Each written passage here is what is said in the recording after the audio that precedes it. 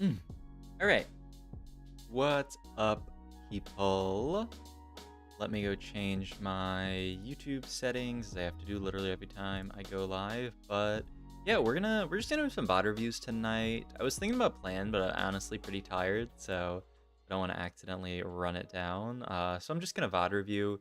And I also really wanted to do some VOD reviews anyway, so all good. But yeah, I want to do some VOD reviews on the new patch.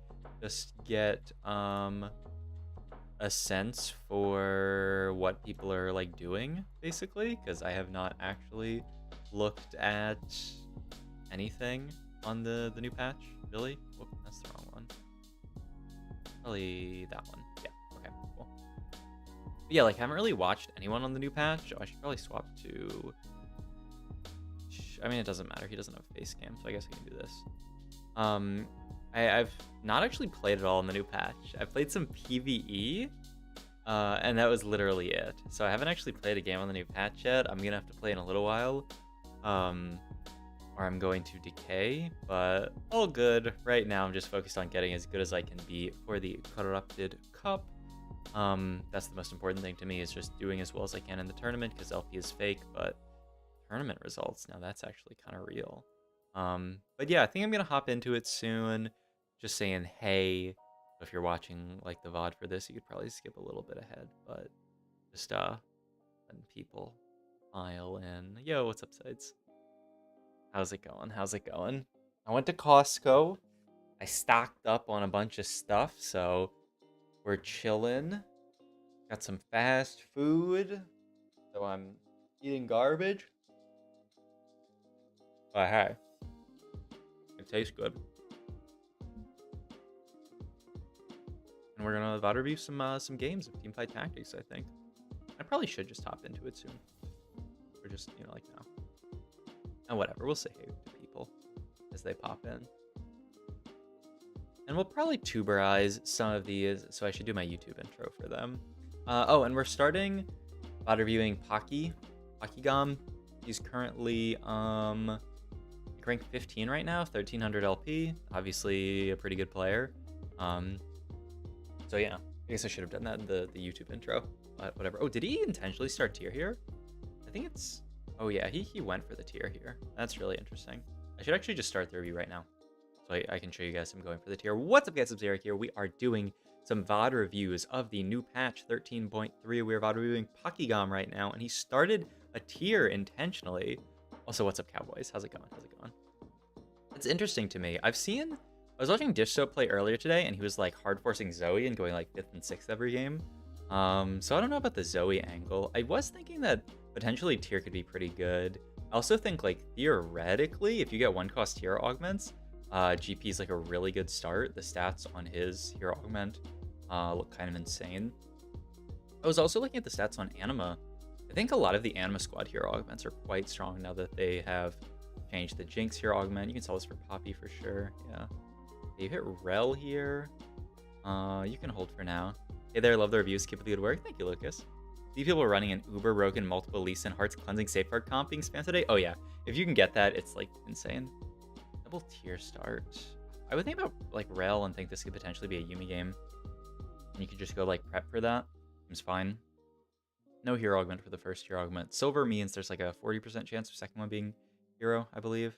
I'm pretty sure it's just always prep here. Cyber's okay.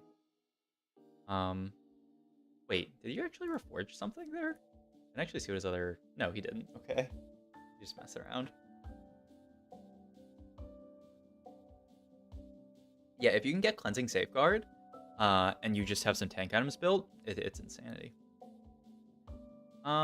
Is this really the... Whoa, okay. I actually wasn't really expecting him to level here, because I would think you would want to like prep all this good stuff. Like, this is a decent board, but now you don't have much stuff to prep. It's pretty interesting. Like, I definitely wouldn't level here. Probably, I don't know. I would sell Wukong and hold Silas. I'm thinking like actually playing Anima Squad going into Hero Augment, I think is really strong in this patch. Well, I guess I can't really test it out until I play it myself. Yo, what's up, Xcaro? Because like if you look at the stats, like I think actually playing more on vertical Anima is quite good. I guess I haven't looked at the stats for like what 5 Anima is. But just like the stats on Ribbon Hero Augment, Jinx Hero Augment, and Vayne Hero Augments are insane. But he's put together a pretty good board. Looks like we might not play an anima game. We'll see. What's the new Jinx augment? What does it do? So they basically like reworked the old Jinx Hero augment to now give her. She basically like always gets the attack speed. Before was she got like 120% attack speed and move speed on takedown, but now she like gets 40% attack speed and movement speed, and then she gets more on takedown. So it's like it's similar to the one she had before, but it's just like a lot more consistent. So like even if she doesn't get a kill, she's still a lot stronger. So yeah, it's really nice. But yeah, if you watched my video on it that I put out today, it's quite strong. So like I would definitely be down to like look for that by 3-2. You have the blue buff. I mean, ideally you just go for like Sunfire here, I would imagine. Are there any units that you really care? I mean, just like 2-cost Giant Spell seems fine here. Yeah, looks good to me. I don't really see anything else that looks that insane. And you also have Poppy too. I can hold this item very, very well. So yeah, looks fine to me. Also hit Nasus too. I'm telling you, this is an anima. Also, you could make Sivir too, but it's pretty awkward to fit here. Okay, he is gonna make it. Ooh, this is kind of sick. And he's gonna get anima in. I mean, Sivir 2 is a Sivir 2, and he's gonna blue buff the man. What a wild game out of Pocky so far. Like these are so many decisions. I mean, blue buff is for sure a fine item on Nasus, and the Sivir is just a pretty decent unit to play in, and then you play Anima Squad. Wow, what a turn though. He's got a Riven fully prepped. He can put that in now. Probably gonna have to not hold Rel. I'm just curious what he plays from this spot, because with the blue buffs now, you probably want to play around like Zoe Soraka. Like you don't really want to play an Anima Squad game that badly, just because like Anima Squad you have to play around MF, and this blue buff item not very good on MF. I mean, I guess the Sivir's just a good enough standalone unit. It's an interesting play to just play the Sivir too there. Let him cook, true. Jinx pair, can prep that. These guys in, and this board will never lose, so that's really good. Prepping up this Jinx or this Sivir 2 feels amazing. I mean, all in all, pretty good start. The only downside is because of prep, he's like super poor. Okay, wait, did he end up building? Oh no, he didn't build Sunfire because the Giant still stuck on Sivir, of course. True. Okay. Like, I would look to get Anima in here, because I think the Anima Squad augment's really good. I definitely like getting Brawler in here as well, to potentially hit at least Sin here augment here. Like, if you hit Cleansing Safeguard, you could just potentially win the game. I wonder what Defender augments he's really looking for. Okay, he's Static Shiv. Because he did make the conscious decision to play Defender here. I mean, it is his strongest board, for sure.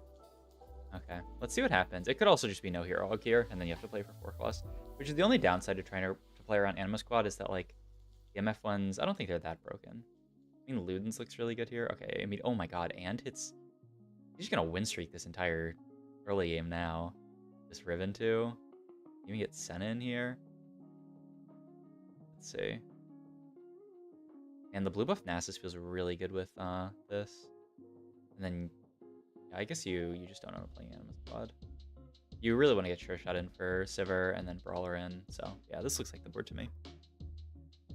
This is a very flexibly played game, though. Like, just playing around this random Sivir 2 with the Giant Spell stuck on it, it's definitely, like, rewarded him a ton, though. He's got just, like, a free win streak. There's also 2 other people win streaking, which is kind of insane. There's his Zoe, whatever this unit's called. You can hold on to it. If you find more Zoes, you can definitely play around it with the blue buff. Like, these are, in terms of augments, like, perfect augments to play around Zoe. The problem is that, like, I don't know, he's already got a quite solid board. I'm curious what he ends up playing this game. Because, yeah, could just be Zoe. Could be, like, if he... I mean, best case, he gets, like, an early Soraka, and then he can just play around that. Because, like, we're quickly coming to the point where you'd rather play around Soraka, probably. Oh, Taco Bell Wi-Fi's in this lobby. I wonder what he's forcing this patch, because Taco Bell Wi-Fi is a player who just likes to hard force. Also, what do you go for here? You could just go for, like, if you get the rod, you could just go Merlo blue buff Zoe. I guess you take the 3-cost cloak. I don't know if you're gonna do too much with it. Another Lee Sin, which feels good. Oh, yeah, you can fully prep this one, and yeah, I guess you hold the Senna. But, like, I mean, you're not playing a Sure Shots game for sure. And you need to be careful about what you get in at 4-1, because Let's see. What does the augment flowchart say actually for silver? Because I imagine it's reasonably high chance of getting hero here, but I don't actually know what silver is. Silver is guaranteed hero augment last. So yeah, he needs to tailor his board for hero augment at 4-1. There's a Sona. Okay. So yeah, I have to imagine he's just gonna play around sort of like hearts, maybe spell slingers. And I mean, this blue buff can go on either Talia or Soraka. We'll see. Either the Zoe augment's good. So I was looking at the stats and they look pretty bad, honestly. I think they're like, if you're in an okay position to play them, I think they're good. But yeah, like the stats on them do not look very good. Average like 4.7 or something like that. So, you know, it's like first day, everything could change. But yeah, I was surprised actually by how bad the Zoe augments looked. Because I would think they're okay, especially with the buffs to Gadgettine. Okay. Then I was just going to start getting his board in, making sure he can prep the important stuff like this Annie, even this Poppy. Lee Sin's fully prepped, so he doesn't have to care about that. The Sona needs to be prepped. You could even think about prepping this Blitzcrank. It's a unit that can be played. Oh, I'm shocked that he doesn't hold the Yumi there at all. I thought it was a spat for a second. Okay, so he's just going to level. Needs to roll a bit. Oh my, what is that shop? I don't even know what the weather is here. I mean, you probably play it. It's windy? Okay, I mean, it could definitely be like a Talia game. Okay. He wants to prep the Talia, though. Okay, Static Shiv on Janna looks fine. Could be Guardbreaker, but the problem is then you're stuck with this other giant spell. I don't know. I don't, let's see. Does he still doesn't, I don't know what his other items are, his tank items. We have to look at those. All right. So, for rerolls, he has blue buff slammed. Does it ever just infuse here and take the Soraka? Because, and we can also bring up stats for this now, because I think that would be helpful. Like, just statistically, Soraka augment, it says they're both, like, pretty bad. Once again, first day of stats, so things can obviously change. But yeah, like, so here's actually, you know, today I learned something really cool. In this filter, you can literally just type 4 costs and it'll show you all the 4 cost augments. Isn't that sick? This is on tactics.tools, by the way. Then you can see, like, statistically, it really likes the Samira augments, Belveth, Zac, like a lot of the AD ones, even the Viego augments it likes. So, like, and it's statistically right now, it looks like the Soraka augments are, like, the worst, and, like, Talia's okay. Be the Stone looks really good, stats-wise. But yeah, pretty interesting. He is in like a much better spot for Soraka though, I would say, just with the blue buff slammed. And I don't think Infuse is too bad here, especially with Ludens. Can't be, yeah, I think Infuse is probably fine here. If you roll, you're looking for like Empowered Berserk or whatever. Oh wait, that's sunny, isn't it? I'm blind. I thought it was windy for a second. He's definitely thinking hard about it, but yeah, I think it's just Infuse here. But you probably try to roll for another Soraka, ideally. So that you don't have to pick this one up. Okay, and he has open Cloak. Just learned today, but blue buff is better for Tal, too. I think, yeah, statistically, I think it might actually be better. Just because it allows her to cast a lot faster. And I still don't know if it's bugged, because I remember some people were saying it was bugged. It was giving her more mana than it was supposed to. I think Jinx is now the best flex champ in the game. Perfect backline, just missing attack speed. She's like, yeah, she's definitely not bad. Okay. It's really awkward to prep the Soraka. Like, I don't think you actually can do it. Wait, what was that one that he took? Every 5 seconds, your team gains 5 percent at max HP? I guess it's alright. It is for your entire team. Energizes with Brawler. But I don't know how long we're going to have Brawler in. I mean, I guess you can just keep this Lee in for a while. Really interestingly played game. Like, pretty flex. Still carrying just the Zoe. I mean, Infuse does feel really good with Ludens, but he doesn't have enough upgrades right now. There's barely anything. I mean, like his front lines. Oh my god. Oh, he can't make use of that spat, though. He could finally grab the Sunfire here. He could also grab another glove to try to go for, like, Jewel Gauntlet, so Guardbreaker. Oh my god. But yeah, you can't really do much for that. Okay. I wonder if he does just make Morellos on Zoe. I wonder if he's a Zoe lover as well. Because I don't know. I was watching, like, I said this at the start of the stream, but I was watching Dish Soap's stream earlier today, and he just played, like, infinite games of Zoe. We're still playing this Jinx just for Prankster. Prankster does feel pretty good, but like, I don't know, you definitely want to start, you want to get in this any soon. He doesn't build Morellos, okay. I wonder if he's just waiting to see one more item, or like, you know, his last items to make a final decision. He's seeing, he's probably gonna see like one more component. He's going to see one more minimum, of course. But like on average, I think he's only supposed to see like one more here. Isn't it crazy that hit that? I'm still thinking about the double Janna shop. Also, it's interesting that he's backlining Sunny Janna.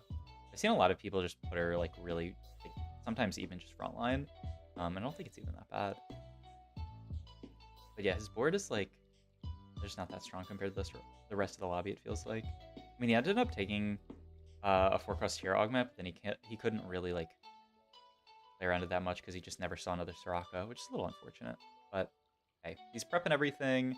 Got this random Rammus holding items now. I think he just slammed that so that he wouldn't die too early in Doom. And then I guess you go 8 here and hope you hit. And yeah, he doesn't really know what this tome needs to be yet because like it depends on what he hits here. Sells the Janna pair. I guess he needed to move Static Shiv. Okay. Yeah, I mean, you definitely need to get Soraka. I don't know. I feel like he's a little dizzy. Is this his best board?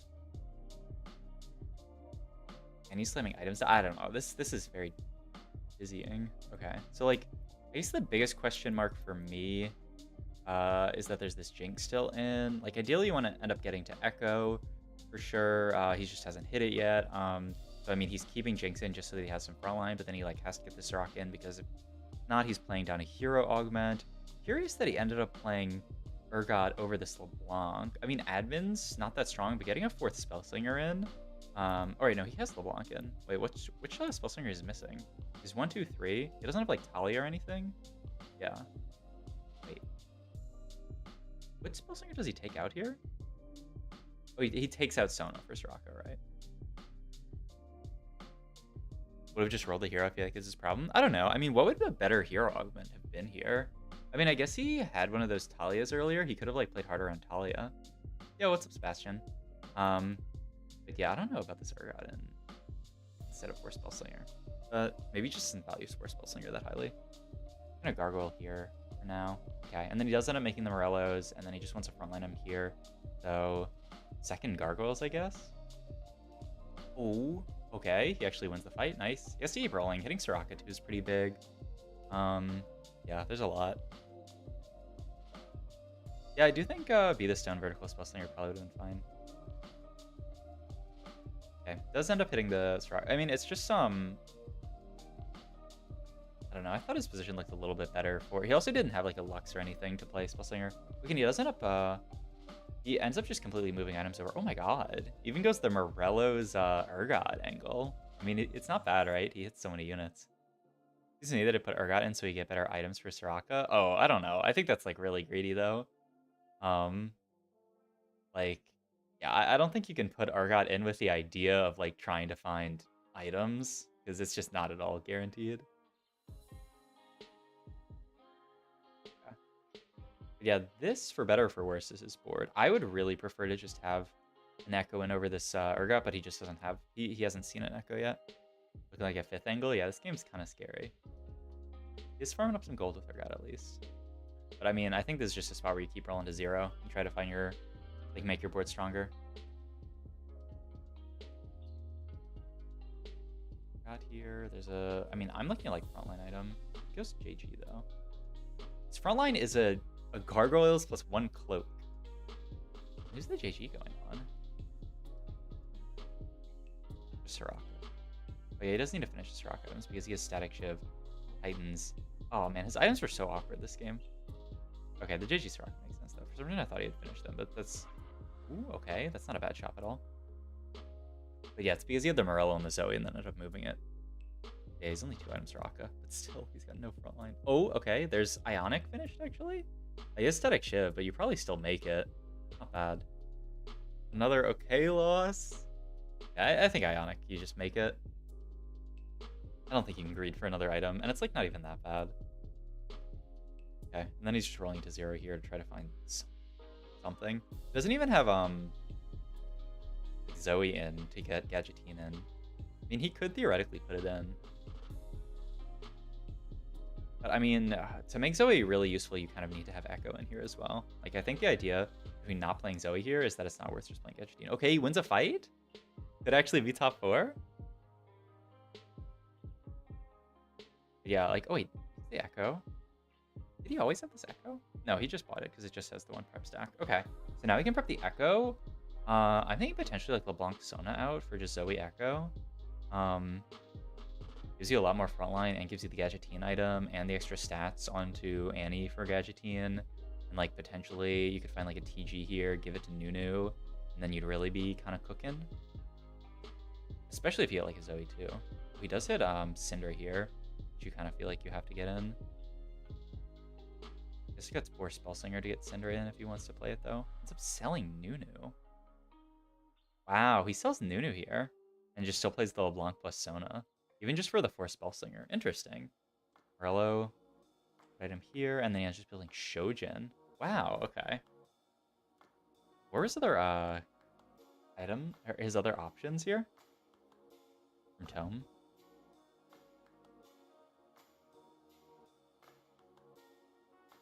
Shojin. I mean, yeah, it's a Janna 2 with 2 items. I think that makes sense.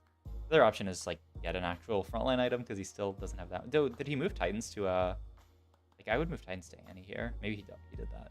Alive at 2. If someone else dies, he's top 4. Okay. He put Titans on Echo. I think he just won all the items on Zoe. I'm surprised it's not on Zoe. But yeah, I'm curious about this board actually. So he ends up playing LeBlanc Sona over. He could have just played Nunu plus Syndra. Which, like, obviously they're both 1-star units and they're going to be 1-star the whole game, but I don't know. I feel like it might even be a bit stronger. But maybe he values the Force Spellslinger a lot on this Janna. It's not like she's doing that much damage, though. Okay, just a 4th. Not a super. I mean, actually, it's a pretty interesting game. I might tuber it. If I do like, subscribe, check my Twitch channel. My links down below. Thank you. I mean, it was definitely, like, a very creatively played game. Like, a lot of just, like, pivoting his board and just, like, trying to play strongest board the entire game.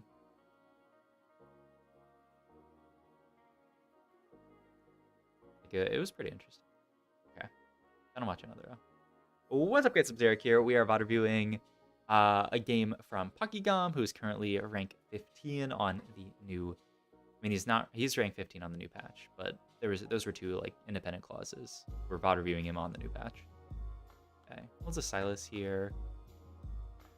I mean, with these items, do you really want to be playing it? I mean, with these items, do you want to play anything? I don't know. These are not great starting items, I would say. You can just play your pairs here, I guess. Like, I don't really want to slam anything.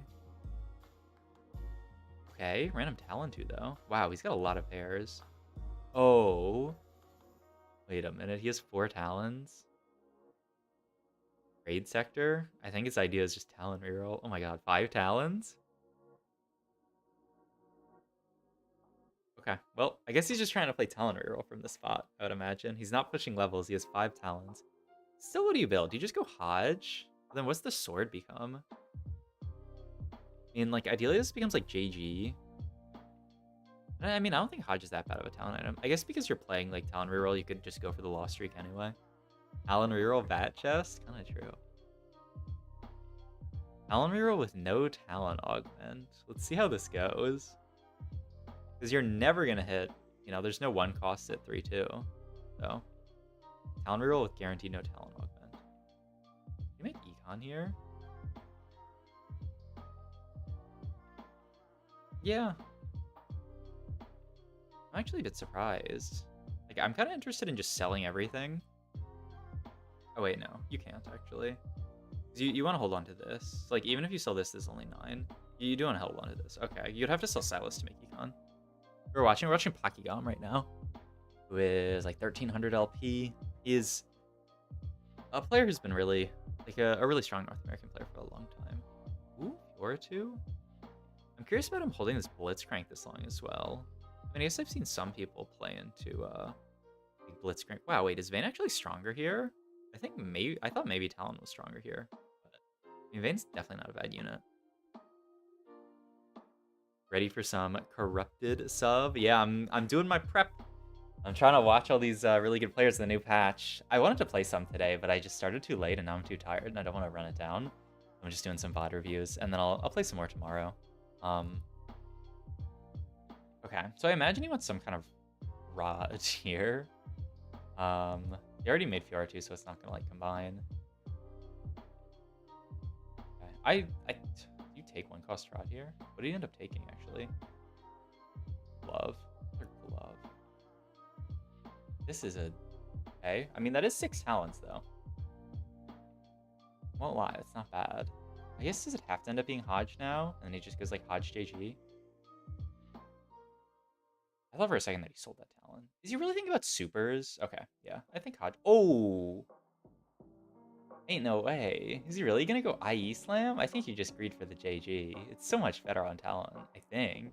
And to be fair, he does auto a lot. Like if you look at his damage here, a decent amount's physical. Yeah, like especially like earlier, when his spell's not doing that much. It's not the worst. But yeah, I'm curious about him holding the splits crank. I think the idea is that like potentially he can he could hit like Blitz 3 with admin from the meal. But like he hasn't hit that many Blitz cranks, so the Blitz 3 dream might be a little bit dead. But he is hitting on talents. I swear this talent 2 unit is so fake without items. Yeah, it's not that good. I don't know if I'm supposed to slow transition. Oh, I'm currently Diamond 4 having hard time climbing when another person is in the same composition. I know he's more units in gold of that composition. Let's check admin here, okay? Oh, they're all greedy admin ones. I guess, I mean, maybe it's this one, but none of them are great. They're all pretty bad. I don't know if I'm supposed to slow transition, sell everything, or keep going the same comp and hope for the best. Any suggestions? I think, if you're contested in like another like 4-cost carry comp, it usually doesn't matter that much unless you're like there's 2 other people playing it. Like if you're trying to play Zed and one other person's playing Zed, it's usually not that big of a difference. If you're trying to play Zed and 3 other people are trying to play Zed, then it's like an issue. If you're playing Reroll, then yeah, it's usually pretty reasonable to think about like abandoning. Okay, I mean he's 1-off talent, so I guess he has to send it. Like a Reroll comp, if other people are in a better spot to play it. Another thing you can do is like if you have a stronger board but they have more gold, you can always just play the comp and wait for them to die. Like if you have a really strong board and a lot of HP, you can just say, okay, like I'm playing Kaiser roll, I'm gonna go level 8, wait for you to die, and then you know I'll be the one who wins in the end. But that's only like, oh my god, he got partners in crime. Okay, I mean I didn't actually look, but like what else is there? That's so insane for him. I'll take it. But yeah, like if you're Kaisa and you can like stabilize on 8 while the other person doesn't end up stabilizing because you're contesting them so they have a hard time hitting, then like it's not bad. That was so fast. I mean, I think it has to be an insanely fast pick. I guess with the Q cone here. Still really want JG, but I mean, I guess IE is not the worst here. Yeah, okay, it seems all right. But he's still not, the big issue is he's still not on Talon 3 yet. He hasn't hit. He rolled to 0 looking for it and didn't find it. But Partners in Crime, definitely not bad. That person FF at 3-2? Fuck? Okay. Thank you, I climb from gold to diamond watching you. Yo, that's dope. I'm happy I could help. Congrats on the climb, that's nuts.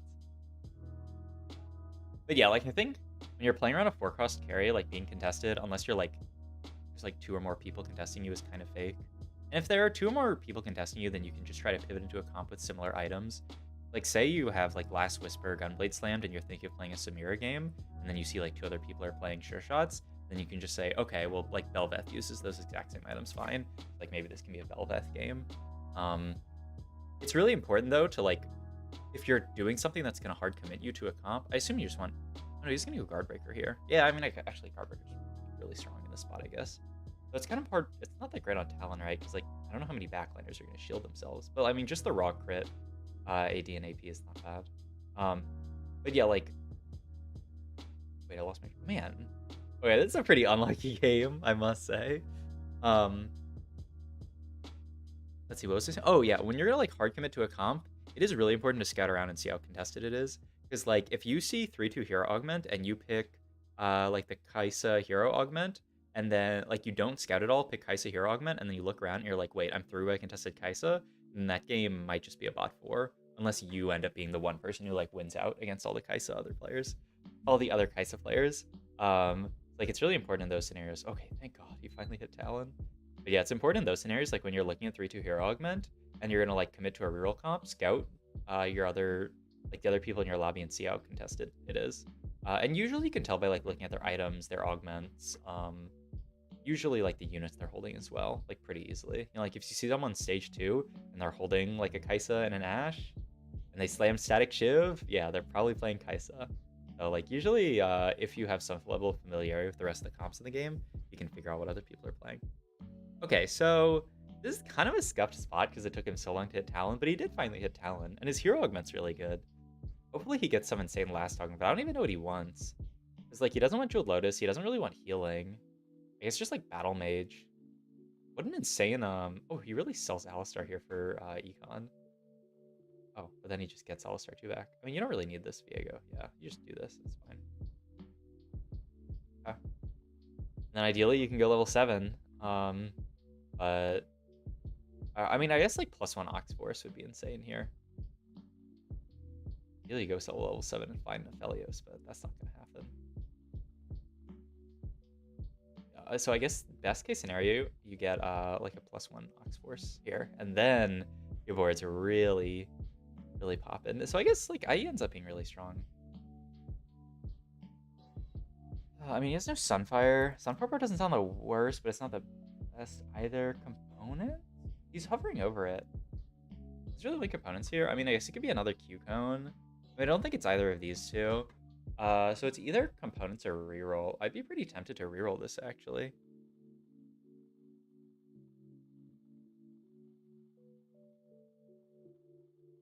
Yeah, I'd be pretty tempted to reroll this. But I mean, I guess components are not bad at all. Grab bag, yellow spark.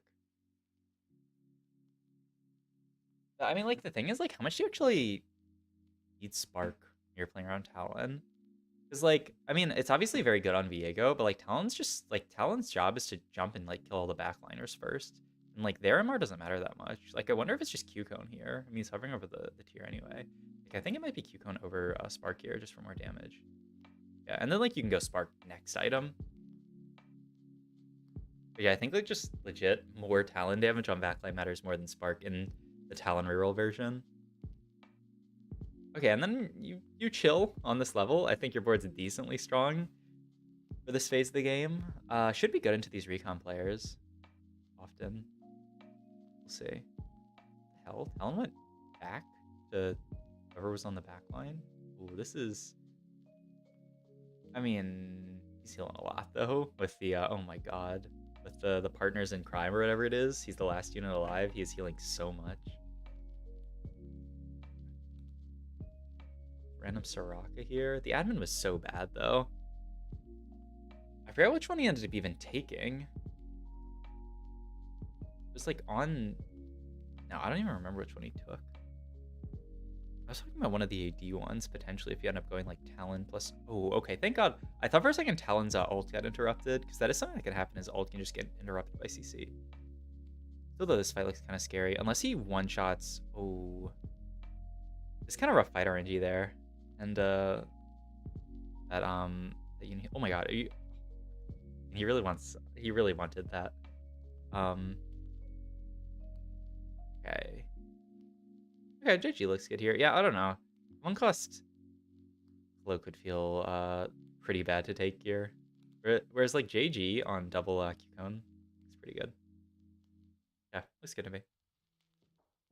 On Death Admin, but not the AD one. I don't remember what the effect was. Interesting. Okay, I don't know if he's ever gonna even get it in this game. Even sells Fiora here to get ASOL in, just to get the ASOL effect. I mean, it's definitely a better holder of the Q-Cone, but like, I don't know, this ASOL unit doesn't do that much damage. And he's just getting wrecked every fight. I mean, he's just so far behind economically. He's stuck level 6 the whole game. He lost to 7 laser core, interestingly. Like, yeah, I mean, his board is just too weak. He's just trying to play for top 4 in this position, I would say. If he can go level 7 after Carousel, maybe he can get it. I mean, best case scenario, like high rolls like a fiddle 6 on 7, but That is very much best case scenario. I mean, there's good positioning for him. This person just put their Aphelios in the corner. Still, though, oh god, it's so hard to win a fight. Okay, at least it's only a loss. But yeah, this is a rough game. I mean, it's a decently strong lobby, I would say. I mean, he's 1300 LP, so I think all of his lobbies are gonna be pretty strong. All right, worst case, he can put in this LeBlanc. It even gives Spellslinger for Annie, which isn't the worst. But yeah, I think you'd much prefer just like a Fiddlestick. You could even play like a Zac, just to buy a little bit more time. This could be Warmogs. Oh, okay. Viego to it also be a pretty decent upgrade. I'm not that interested in playing Belveth here. Maybe he is. Okay, yeah, not too interested. It was Guard Breaker. Okay, I mean that's the best offensive item that he can build. It is on to a Viego 1, but once he finds Viego 2, it'll be a lot stronger. And he has the double Q cone. And also, like, frontline is a little bit fake with this comp. Like, you'll see he's built 0 frontline items. He has 7 damage items built. But it's almost okay in this comp. Oh my god, what a shot, by the way. Because you just have Oxforce, and Oxforce is, like, fake frontline for you. So, not the worst thing I've ever seen. I'm curious about the second row Asol. You could, like, bring it down one more row. And just third row, and then let these guys walk up. I guess maybe if you hit like Asol 2, you'd be more interested in protecting it, but like Asol 1, you don't really care about. Like, oh, if this Asol 1 dies, it doesn't matter that much. Range is actually pretty annoying for this comp because they get all these like extra lives versus Talon. Oh my god, he's gonna lose another fight. Well, worst case it's a 6. You got top 6, it's not too bad. No Asol 2. He might be dead here. Well, it was a valiant effort to play Talon reroll from the spot. I think it was pretty low roll. Oh, is he gonna move items? Gunblade's the only frontline item that matters in Ox Renegades. That's true. And you don't even need Gunblade as much anymore, I think. I mean, it's very good, but I imagine it's a little bit worse in the stats just because the Ox Force units don't self-execute anymore. Okay, so this game's a 6th, but I think that's pretty expected. It was a valiant effort. It was a nice try to play this comp. It was definitely interesting to watch. I'll go get some water real quick. Yeah, what rank is he? And this King Cracks guy, I was watching someone else's stream and they were looking at his match history. He was literally like, he climbed 117 ranks. So he was literally like rank 120 and now he's rank 8. But he went like first his last 3 games. What a smurf. Okay. Then watch the rest of the games in Pocky's VODs. And then I think after this we're gonna watch Kurumx, who was rank 1 earlier today, lost, or not lost, but like went 6th one game and dropped down to rank 2, but still like, you know, very, very high ranked. This is just ice. Bottom of my cup. I'm gonna get some real water. I'll be right back, and then we'll do another VOD review. If you haven't hit the follow button yet, subscribe on YouTube, please do. I'll be right back. Thanks for watching.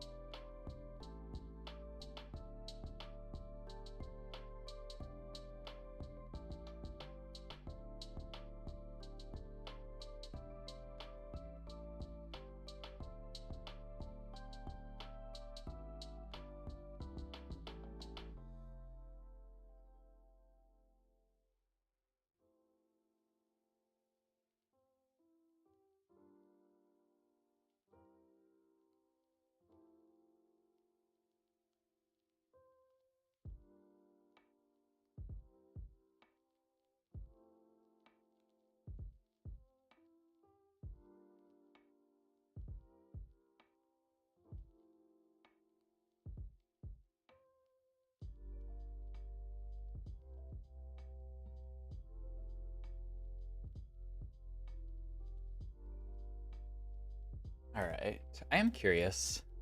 Get this real quick. Metafy's, or not Metafy, Meta TFT. How do I say that? Okay, it still shows Gunblade really high, but like, wow, look how much higher BT is now. I don't know. I mean, it climbed up a few ranks.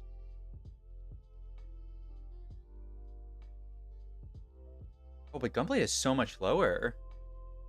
Wow, look at that. That's actually such an insane difference of where Gunblade was.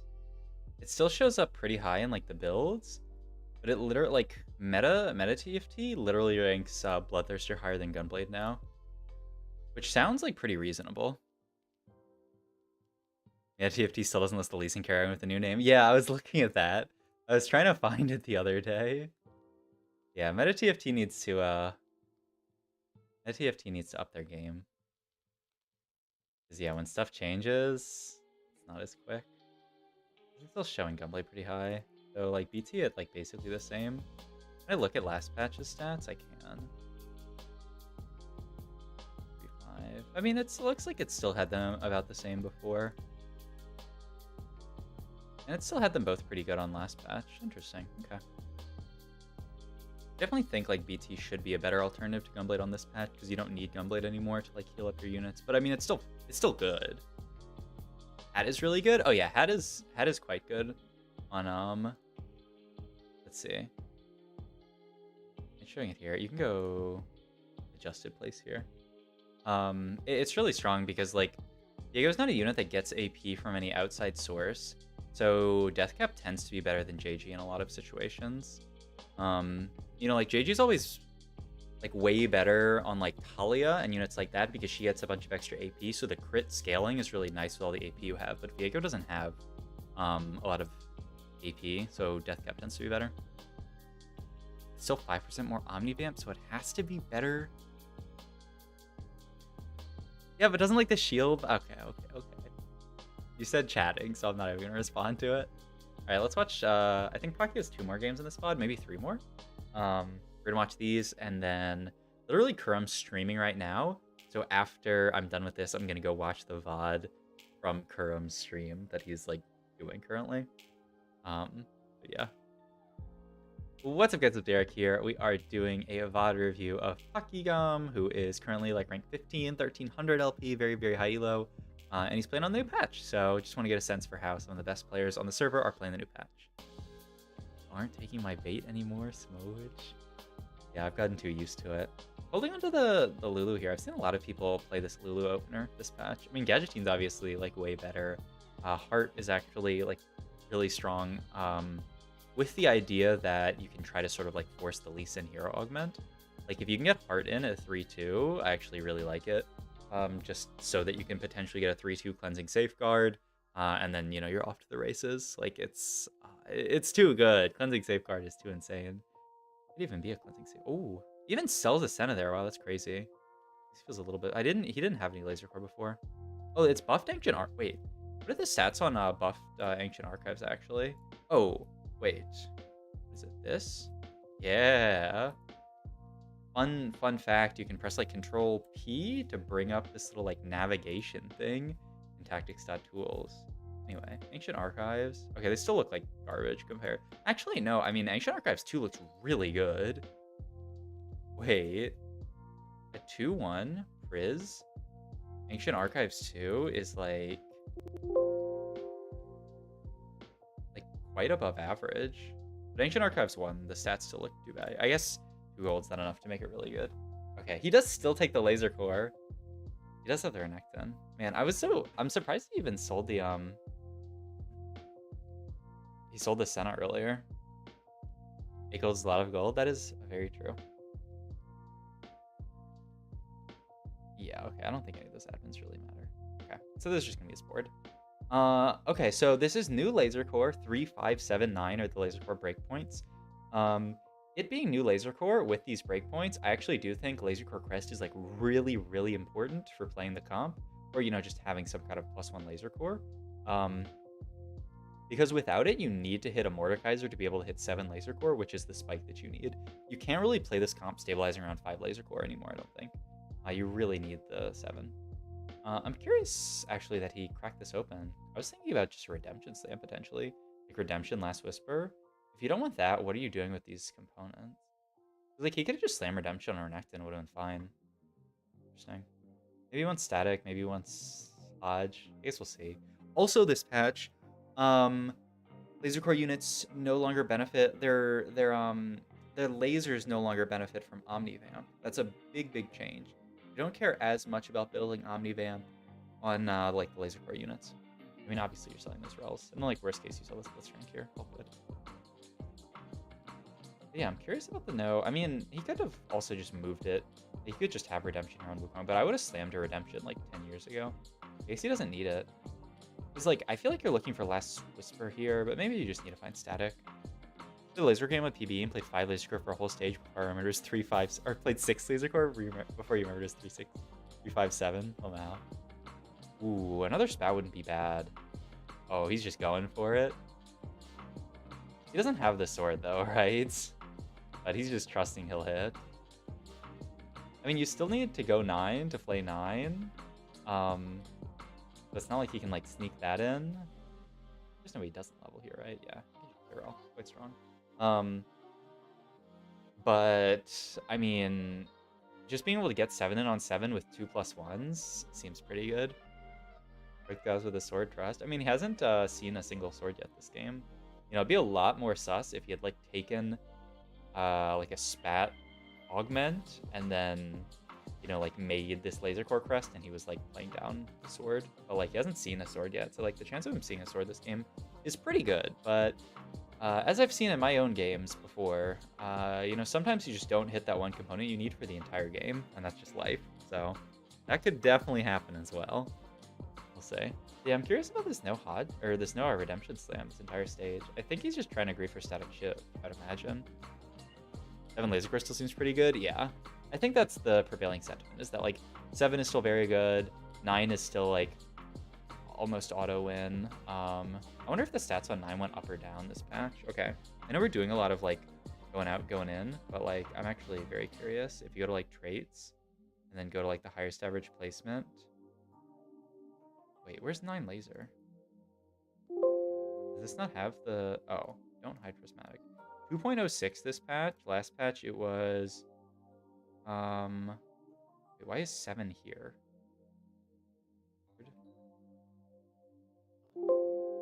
Okay, it's like a little bit broken, because how am I going in the past and seeing 7 laser core? It looks like 9 is still quite strong.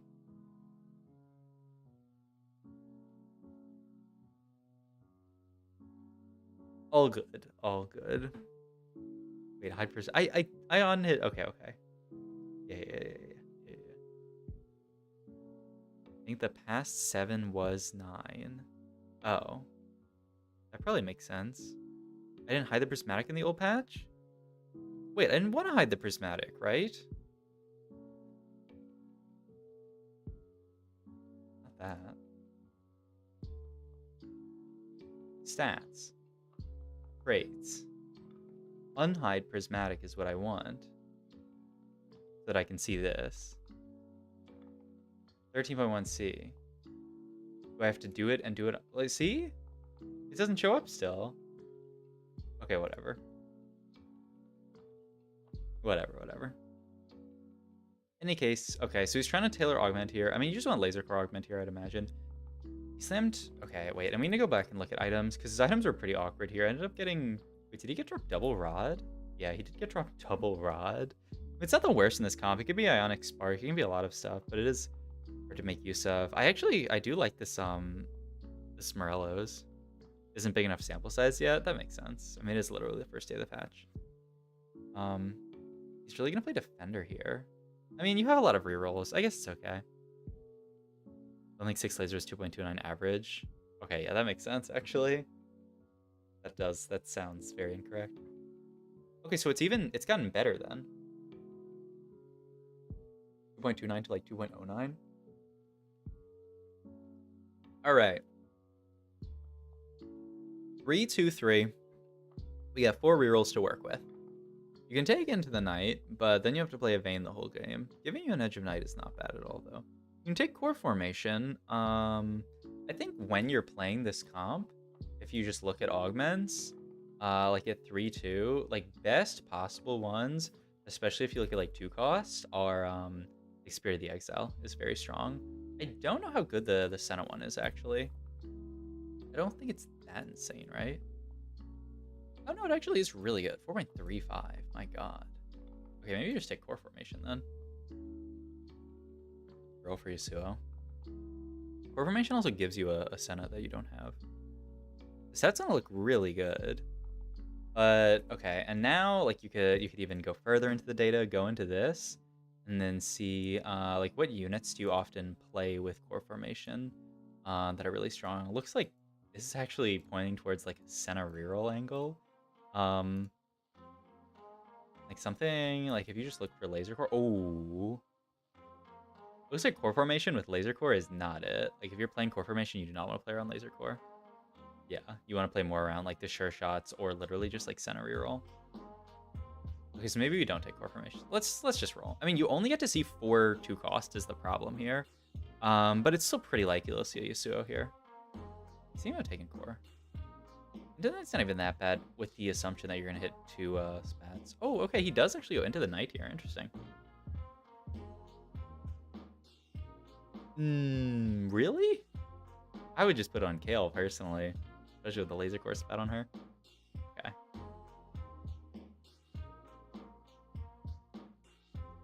Then a Grief Zed positioning? I mean, not really. I don't think so.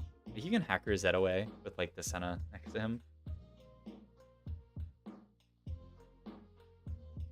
Or worst case, like you can put Zed second row, Senna third row.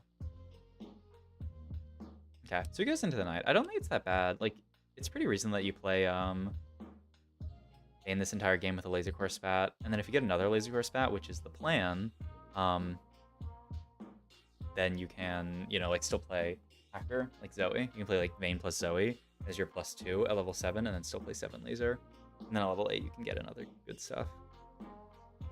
Yeah, I mean, that sounds fine to me. Yeah, like the other option was to roll for Yasuo augment here, but like I guess you're not guaranteed to hit it, but it's like pretty likely between laser core defender. Like you're not gonna see, you could see the other rel augments. Like you can see threats. Oh my god. I mean, I'll just take the spat here. Oh, he. Now that's wild. He actually values the laser core spat higher than Fawn. I mean, I could believe it. It is also on just a Belveth. Wow. That's actually nuts. But I mean, looking at it in hindsight, I don't know. It actually seems pretty correct. Like, I think this Belveth with sword is actually better than Fawn, which is insane. But I mean, I think it's true. That's wild, though. I mean, because Belveth can hold this laser core spat really well. Like, it spikes your board insanely hard. And like just having 2 laser core spats might be better than having 1 Nafan. I'd be going to the bank with a Fawn and crying that I couldn't get to 9 laser late game. Yeah. I mean, this is true, but you still have to get to 9 to play 9, but you might be able to get to level 9 now. I mean, I still think you're never sad about a Fawn. It's a really interesting decision, actually. But I mean, especially because it's on a Belveth, I like the sword. Like, if there was Fawn on Belveth, I'm curious what he would have taken, now that I think about it. But okay, I mean, his spot's really good. So he just needs to find 4 costs ones, right? He needs to hit Zed, he needs to hit Sedge, and then he can play 7 here. And he actually just full like, oh my god, no. Holy sh. He's literally like 2 Yasuos off. Oh my god. Wait, he has 6 traits in. It's actually like pretty good. Or oh yeah, Senna works as well. I mean, yeah, this board should be fine. I guess the only issue is his items. These aren't even that bad though. Gets to make Gunblade here with the sword.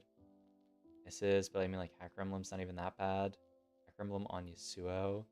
Ends up losing this fight with 7 laser, which is kind of hilarious. He's still 2 items. Like, he has 3 item components on bench. I'm a bit surprised that he ended up losing this fight, because his board looks kind of insane. Nice Edge is fine. Ooh, reroll? Wait, scoped weapons is not bad at all here. I think it's scoped. I'm curious about no knife's edge here.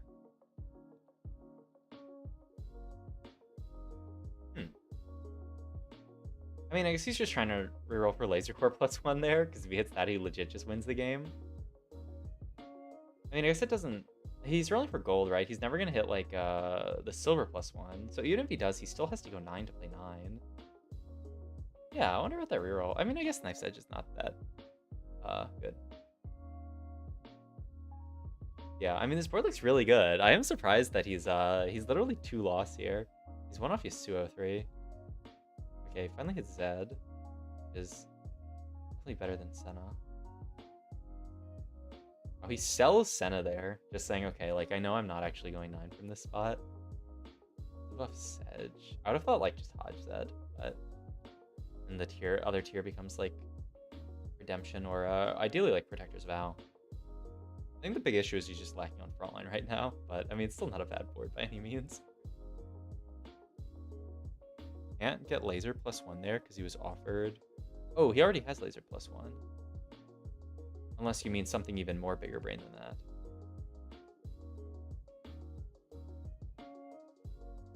I mean, wow, okay. Okay, Last Whisper's fine. I mean, if you just take the Mordekaiser, that'd be pretty good. But that's fine too. Okay, he has a lot to roll for here. Literally Vayne 3, just +1 laser core. Okay, so you just Last Whisper her. And you're 1 off Yasuo 3. Man, this Pocky guy just plays what he hits. It's pretty interesting. Feels so weird. I think laser is kind of bad to play now, even if it's more consistent. I think if you don't have the spat, it's like a good bit worse. I think with spat, it caps really high. Got Laser Emblem 2-1. And he was offered Ancient Archives in the same man. Wait, what does the Ancient Archives thing have to do with it? Does that matter? I mean, yeah, he got the crest at 2-1, so like, yeah, you can't really get another one. He's still rolling here for Yasuo. I mean, it's a pretty big spike. I just wonder if it's not better to try to go 8 here. Yeah.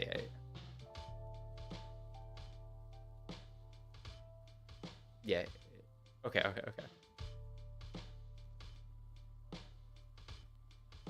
Yeah, so there's no way of him actually getting Laser Core +1.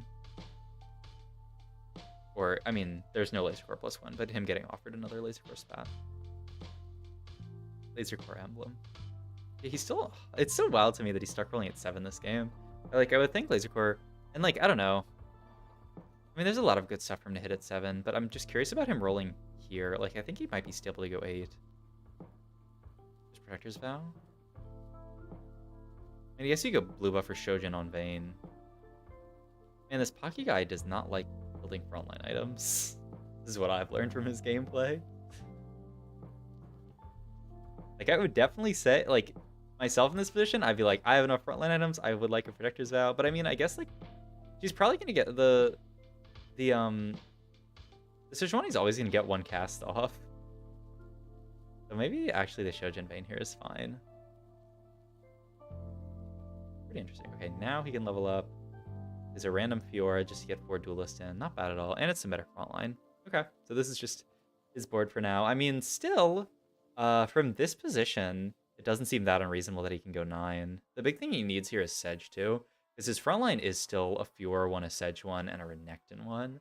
I would even think about, like, if he gets, like, Zac 2, maybe even Zac 1, I would consider playing it over Fiora. But that 4 duelist feels pretty nice with Vayne 3.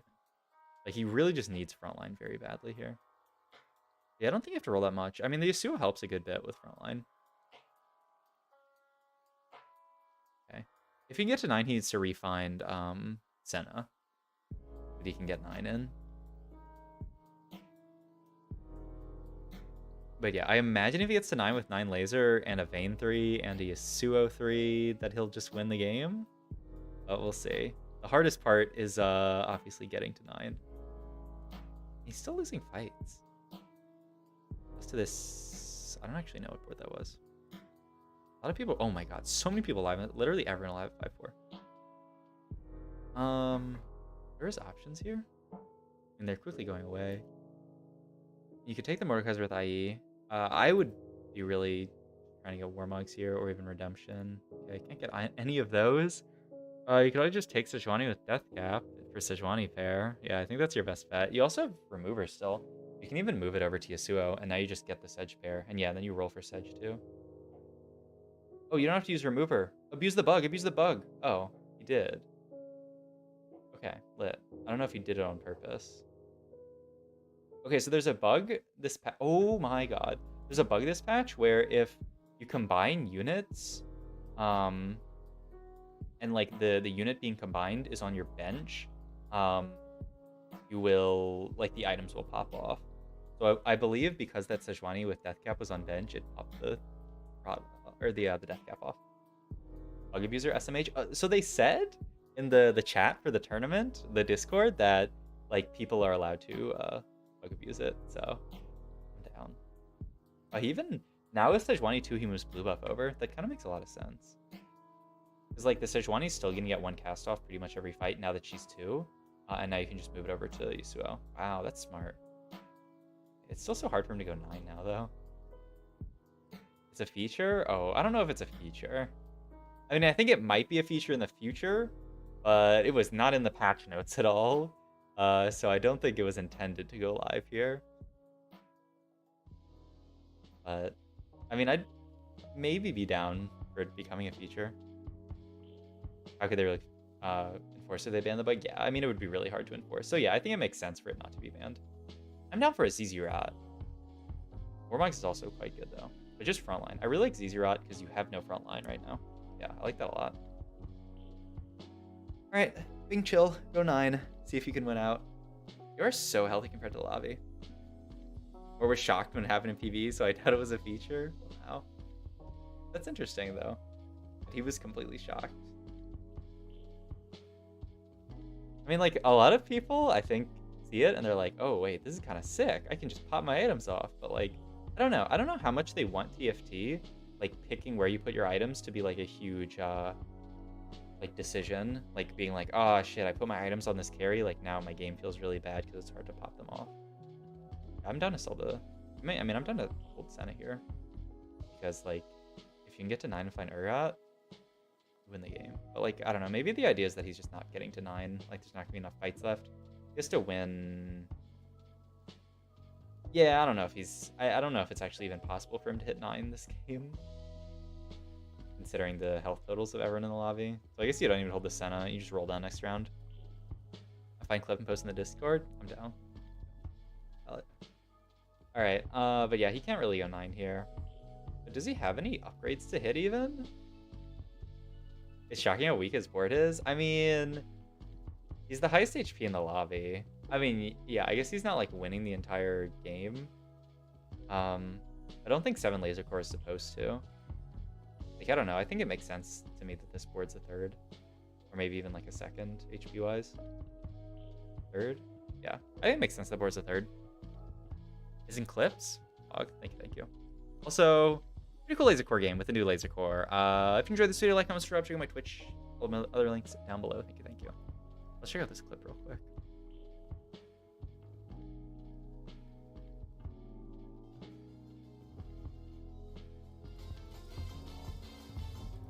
Oh shit, let me turn this down in case that's copyrighted music. I'll just have to sell the Neela too. It is what it is.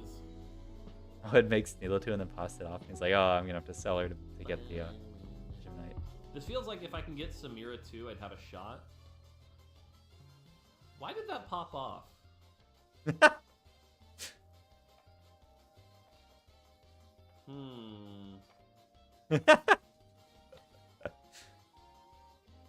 That's not correct.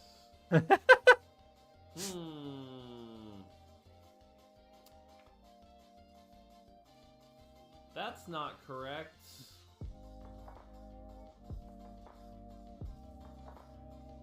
Rolling for here, Sage 2. Something's wrong. That's pretty funny. That's not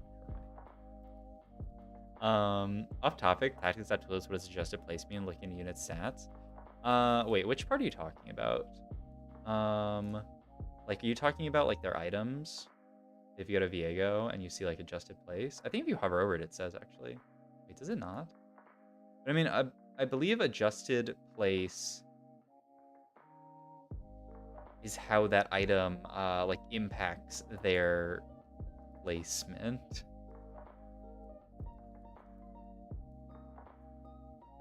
I don't have a great answer for it though, but like, I think it's sort of like standardizing it against like how this unit. I mean, it's always on this unit though. What place you go when you have that item on average. But then what's suggested about it? I know, oh, wait, I know what it is. So like adjusted place, at least I know in like terms of meta TFT, like if you go to meta TFT, go to a unit and look at item and you look at their tier. Oh wait, they actually don't have it in here anymore. But like I think maybe there's somewhere you can see it in this site. The idea is that like some items are you're actually more likely to get late game than you are to get early game. Stuff like Zephyr, I don't have it here. On like his items, maybe on like Echo, you can see like Zephyr or something. Yeah, so like something like Zephyr. If you looked at just the average placement of like Zephyr on Echo, it's actually insanely high, right? 3.45. Zephyr and Shroud are his best items by far. When you look, go to items and over it, it says what they mean. Oh, here. Oh, there you go. But yeah, like the idea is, like late game you get different items. So it says adjusted place algorithmically reduces bias introduced by full items received in late game. There's the difference between average place of given item compared to the average alternative. So like late game, like Shroud and Zephyr are gonna have the best placements because it's much more likely that you get them on late game carousels. So they actually have to adjust for that. So like if you literally just look at raw placement, like Shroud and Zephyr are always the best because you're getting them more likely on late game carousels. Backends at 7.5, Wukong hit something like 3.5 average with Zephyr, but he's more like a trade bot at that point. Yeah.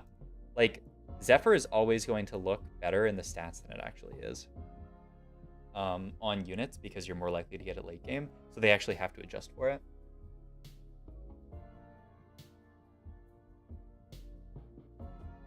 God. Annual's good live. Doju went live. So not really. We'll probably watch some Kurumx after this because he's like rank 1/rank 2. Maybe we could watch some Soju after. It'd be fun. Do you think a 4-cost hero, or do you think for hero rerolls, it's a better meta or worse one? Will it lower flex playstyles? I haven't seen, like, so far it doesn't seem like it really reduces flexibility that much. I kind of thought it would. It would just force everyone to consolidate toward, like, playing one, like, the really broken augments, but I haven't seen that yet, just because it seems like balance is pretty good. But, I mean, we shall see. We shall absolutely see how it goes over the rest of this patch. If people find some really broken stuff and start abusing it, then I think it definitely could be that way. But so far, day one doesn't seem that bad. What's up, guys? Sub-Zero here. We are VOD reviewing a game from Pockygom, 1300 LP player on the North American server on the new patch, 13.3. Started a glove, has 2 talons, not bad. There's some lobbies when 5 out of 8 people have get paid. I mean, I think get paid is pretty good. It's not even that broken. Like, they're actually more broken, like 1-cost hero augments. Yo, the stats on speaking of Gangplank, actually the stats on Gangplank's hero augment, the carry one, the like burning fire, whatever it is, actually look insane after the buff to it. I'm so down to play some of that augment if I ever get multiple GPs early, like just like aggressively roll for it. Oh, hold shot, by the way. Doesn't even hold an assist match. And Oxforce Heart doesn't even look bad here. Glove, or chain. Few pair. I mean, Battle Mage isn't bad either. Like, I'm pretty sure the stats on Oxforce Heart aren't oh, it would have been few too. Let's see. Like, I don't know. Maybe I'm overrating the strength of Oxforce Heart. Okay, maybe I am. 4.69. Okay, it's not that good. Like, Battle Mage is more flex. Okay, I'm down for Battle Mage then.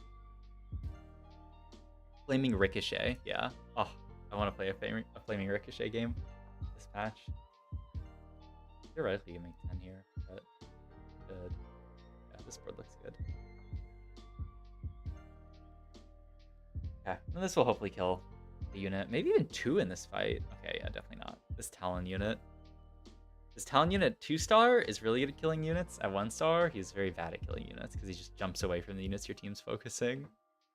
Unfortunate. Oh, that is Talon 2, Wukong 2. Also, Meal pair. Also, Silas pair. What the fuck is this shop, actually? Huh? That's insane. Okay, so he's going to play the Wukong 2 for now, just to have a stronger board. I guess that makes sense. But, like, we're definitely getting Renegades in soon. Especially if we find Silas too. Nice, good loss. Okay, hold Silas pair. I mean, should probably be a Viego game. Did a Flaming Ricochet game on PB, got like a 4th, was fun as hell watching him Infinite with Axiomark. I watched a Setsuko play a Flaming Ricochet game literally like last patch, and he popped off. I think fast for the first time ever got Samira 3, was really hyped until I went 5th because Samira ult fizzled. Oh, I'm sorry, Jack. That's so rough. It happens. Her ult's supposed to, they literally say they fixed her ult fizzling, but whenever they say something like that, you know that it's not really fixed, right? That it's like fixed in like some scenarios. I'd really be I'd really be down to see Pocky play a Viego game because I wanted to see how well Viego does on the new patch. It looked like Talon reroll into Viego looked pretty underwhelming last game. Oh no, really? He goes for another glove here. Whoa. I was thinking just JG from this spot for sure, especially with Battle Mage and the other glove. But I guess he's just going for TG for strongest board. He doesn't really want the Vayne. Okay, level for Fiora. I mean, TG's definitely not. Wow, I'm so shocked about this glove take. I mean, it's definitely not bad at all. Like a Talon 2 with Renegade in, with Oxforce in. But I'm curious what he ends up playing from here. Samira's ult fizzling now has something to do with getting stunned, apparently. Oh, okay, so before it was she was targeting the wrong units, but now it's because she's getting stunned. And then in like 3 patches, it's gonna be like, oh, actually, there's an animation bug with the skin that we're using for Samira. It was actually a bug on Summoner's Rift, and then it became a bug on TFT. So yeah, well, it'll be fixed in 8.5 though. Trust. Man, I was just thinking the other day about 8.5 because we're actually not that far off of how far are we? It's like I'm sorry. I just wanted to pull up the battle pass. It's got like, yeah, there's literally 33 wait. 33 days left in 8.0, which means 8.5 is going to go on PBE in like a little over 2 weeks. Holy moly. That's actually crazy. Man, the set flew by.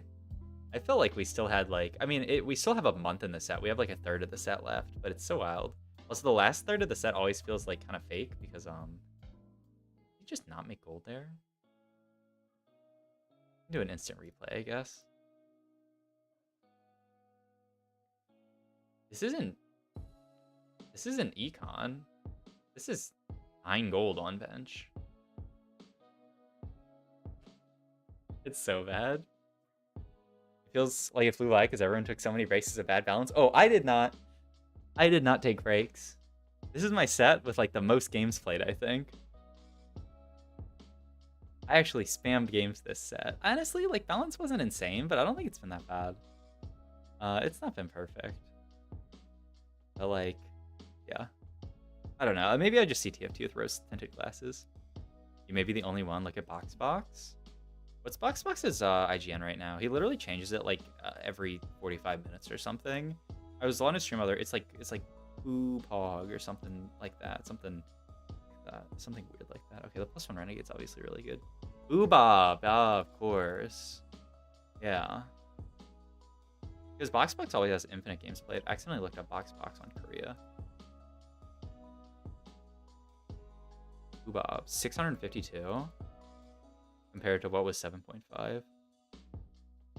So no, he literally has more games played right now than he did in the entirety of 7.5. 729 played in set 7. He's probably gonna play more this than he ever played of 7.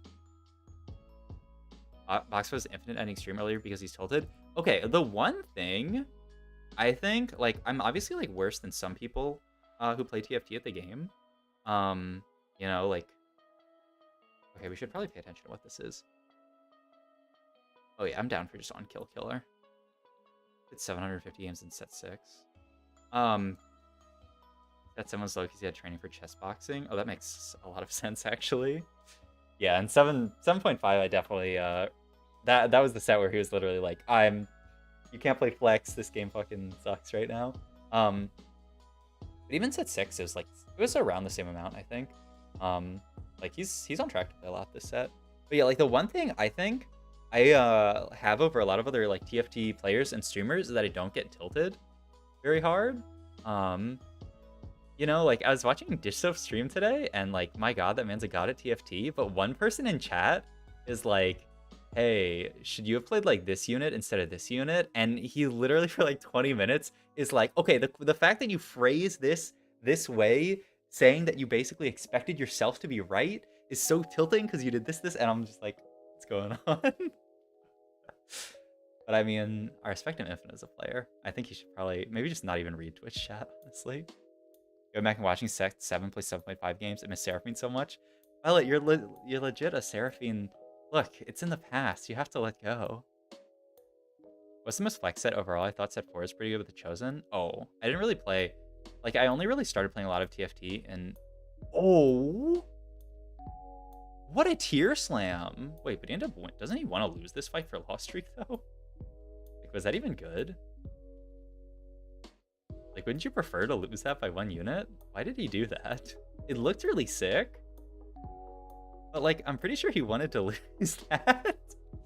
But yeah, I only started playing TFT a lot in set 5.5. So I can't really speak to any set prior to that on how flexible it was. I mean, I think 6 was relatively flex. I think this set's like decently flex.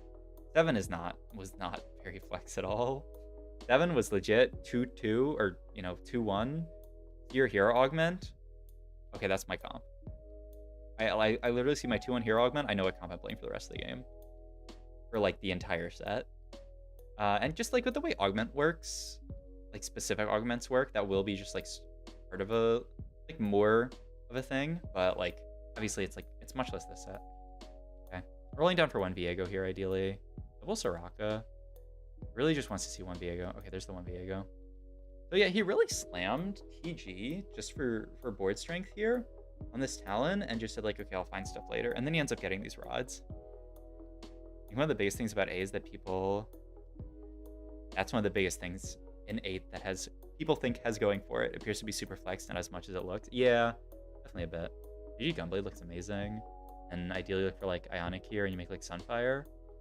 Does he need Ionic? Yeah, he needs Ionic. So you just go like Sunfire frontline. These are your items and you have like literally best in slot, as it were. You're 52 HP here. Oh my God, just take Eclipse Prime. I don't know why this is even... I mean, I guess Partners in Crime is pretty good here. Ain't no way. There's no way it's not Eclipse Prime here. Like, I wouldn't even think about this. This spikes your board way too hard. I'm curious about, potentially, yeah, just playing this Annie here. Over, okay, some Sunfire here. That makes sense. Could have also even gone Protector's Valeona. Maybe I'm just too much of a lover of Protector's Valeona. Yeah, like 6 Renegades. It's too good. Now you can just easily go 8 on this board, especially with like best in slot Viego. Yeah, okay, his spot's insane. Okay, so I'm curious to see how Viego does from this spot, because this is like a really good spot for Viego. He doesn't have Viego 2 yet, but he hit an early Viego 1. He's also... This guy's already hit Viego 2, which is definitely a problem. How many other... Are there more Viego players, or is it just this guy? Man, I need to deprioritize for Ox Force. I don't think it really does that much in this comp. Like, I see him playing this Janna over it here, and like, I'm like, yeah, duh. Like, why would you play this Annie over Janna here? It's such a, like, weaker unit. Ever bring back trait focus augments like Tantrum or Scorch? Oh, you know, I completely forgot about that. Like, you saying this, I'm like, oh my God. Tantrum, Scorch. I'm sure they will. Yeah, it'd probably just be a bit much with hero augments as well.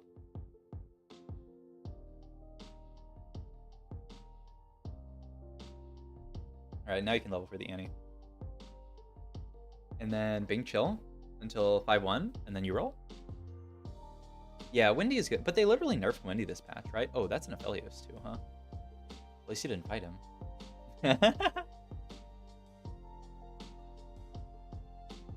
Half of Oxforce are trash units, Sag. I mean, every trait's gotta have some bad units. Wait, he did fight him. Wait, what? Are there 2 people with Aphelios 2 here? Wasn't he looking at Marcel? Oh no, wait. He is looking at Marcel. And he's fighting Mr. Quan. There's 2 people with Aphelios 2 on by 4-5. Yikers. Okay, well, if this game isn't a top 2, then I think I know why. Annie's contested Viego. Wait, I mean, he has best in slot and like perfect in slot augments.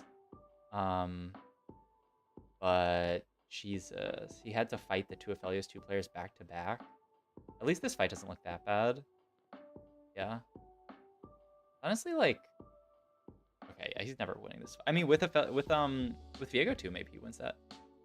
Was too old for this? Wait, was that a Viego player who just died? No, it wasn't. Had Echo Augment. Yeah. Okay.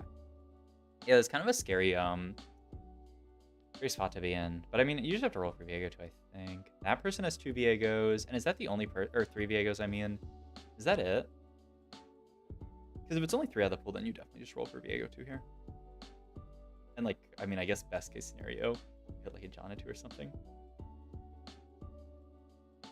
Yeah, you can roll first and see what you hit. Like if you randomly hit Leona 2, obviously you'd prefer to make like a Leona item. Oh, it's not that random. It's not that random. Leona 2 before Viego 2 XDD. Keep rolling for sure. Doesn't hit. Okay, but now you definitely want like Hodge, Protector's Vow, blue buff Leona, bat chesting. I mean, it's not the worst thing I've ever heard. Okay, he took another loss. Oh god, this game's legit gonna be a bot. Okay, he actually hit Viego too, finally. Not bad. Oh yeah, and giving Wendy to Jana feels decent. It's also just her not being frontline feels pretty good as well. And if we could have got Hodge instead of the stupid blue buff, or even like Protector's Vow, it'd be a lot better. He could have also moved TG to Leona. I wonder if he considered that. Because with blue buff being like the item, I wonder if TG was ever better. I don't feel like, yeah. But I mean, blue buff's not the worst. And this allows you to get her an item off carousel as well. Giving Wendy to Jana. Okay, you know what I meant. You know what I meant. I mean, his board looks good as hell. This is one of those, like, I've been in this spot before as well. Like last patch, or the one before it, where I hit like early Leona 2 Viego 2, and then I proceeded to lose out because the lobby was that like so insane. Like, yeah, it's possible. Yeah, he's gonna lose to this guy again. I already watching just arrived. We're watching Pockygom, who's a 1300 LP player on NA, like rank 15. Healing, Protector's Vow is fine, I guess. Let me go Zephyr. I go Protector's Vow here. Zephyr's definitely not bad. XDD. You don't really have anything to roll for here. You roll for Annie too. Oh, I mean, you're never gonna hit Jana too. Here's. Okay, at least he has the remover with Zephyr. We can actually Zephyr cheese twice.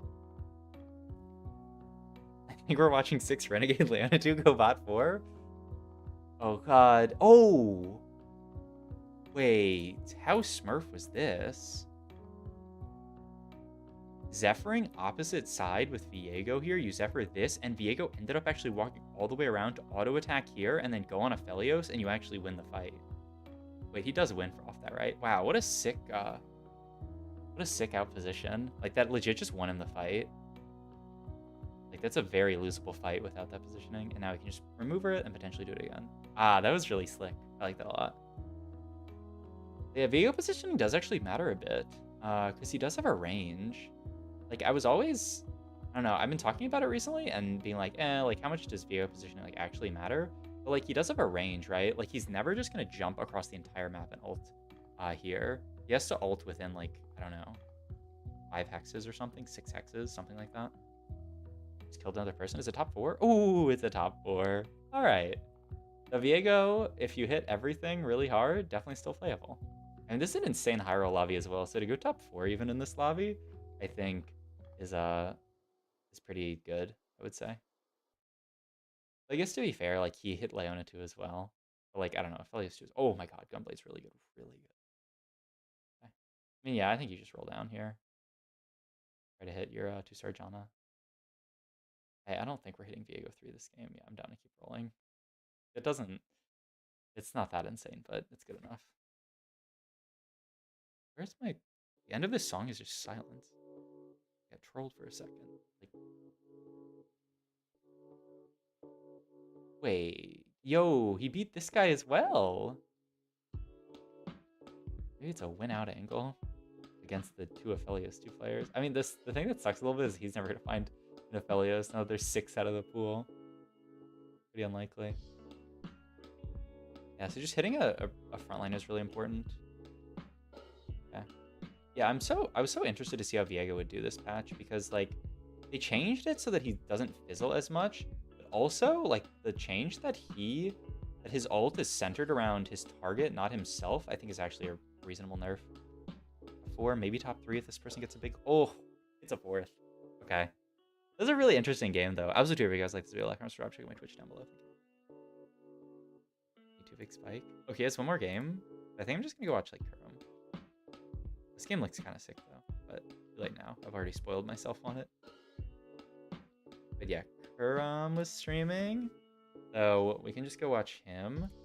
And then go watch his VOD. And he's played, like... He does have his VODs up, right? He doesn't have his VODs up. Oh, no, he does. Lit. Okay, cool. So we can just go watch his game. Because I was in the middle of watching... yeah, like this one. But I can honestly go back to the beginning. I don't look at the Twitch chat. Don't look at what he has on screen either. But... I mean, I guess if he's allowed to stream it, it can't be terms of service. But... yeah. That reminds you? What does that remind you of? We need the Plink emote? Oh, I'm down. Okay.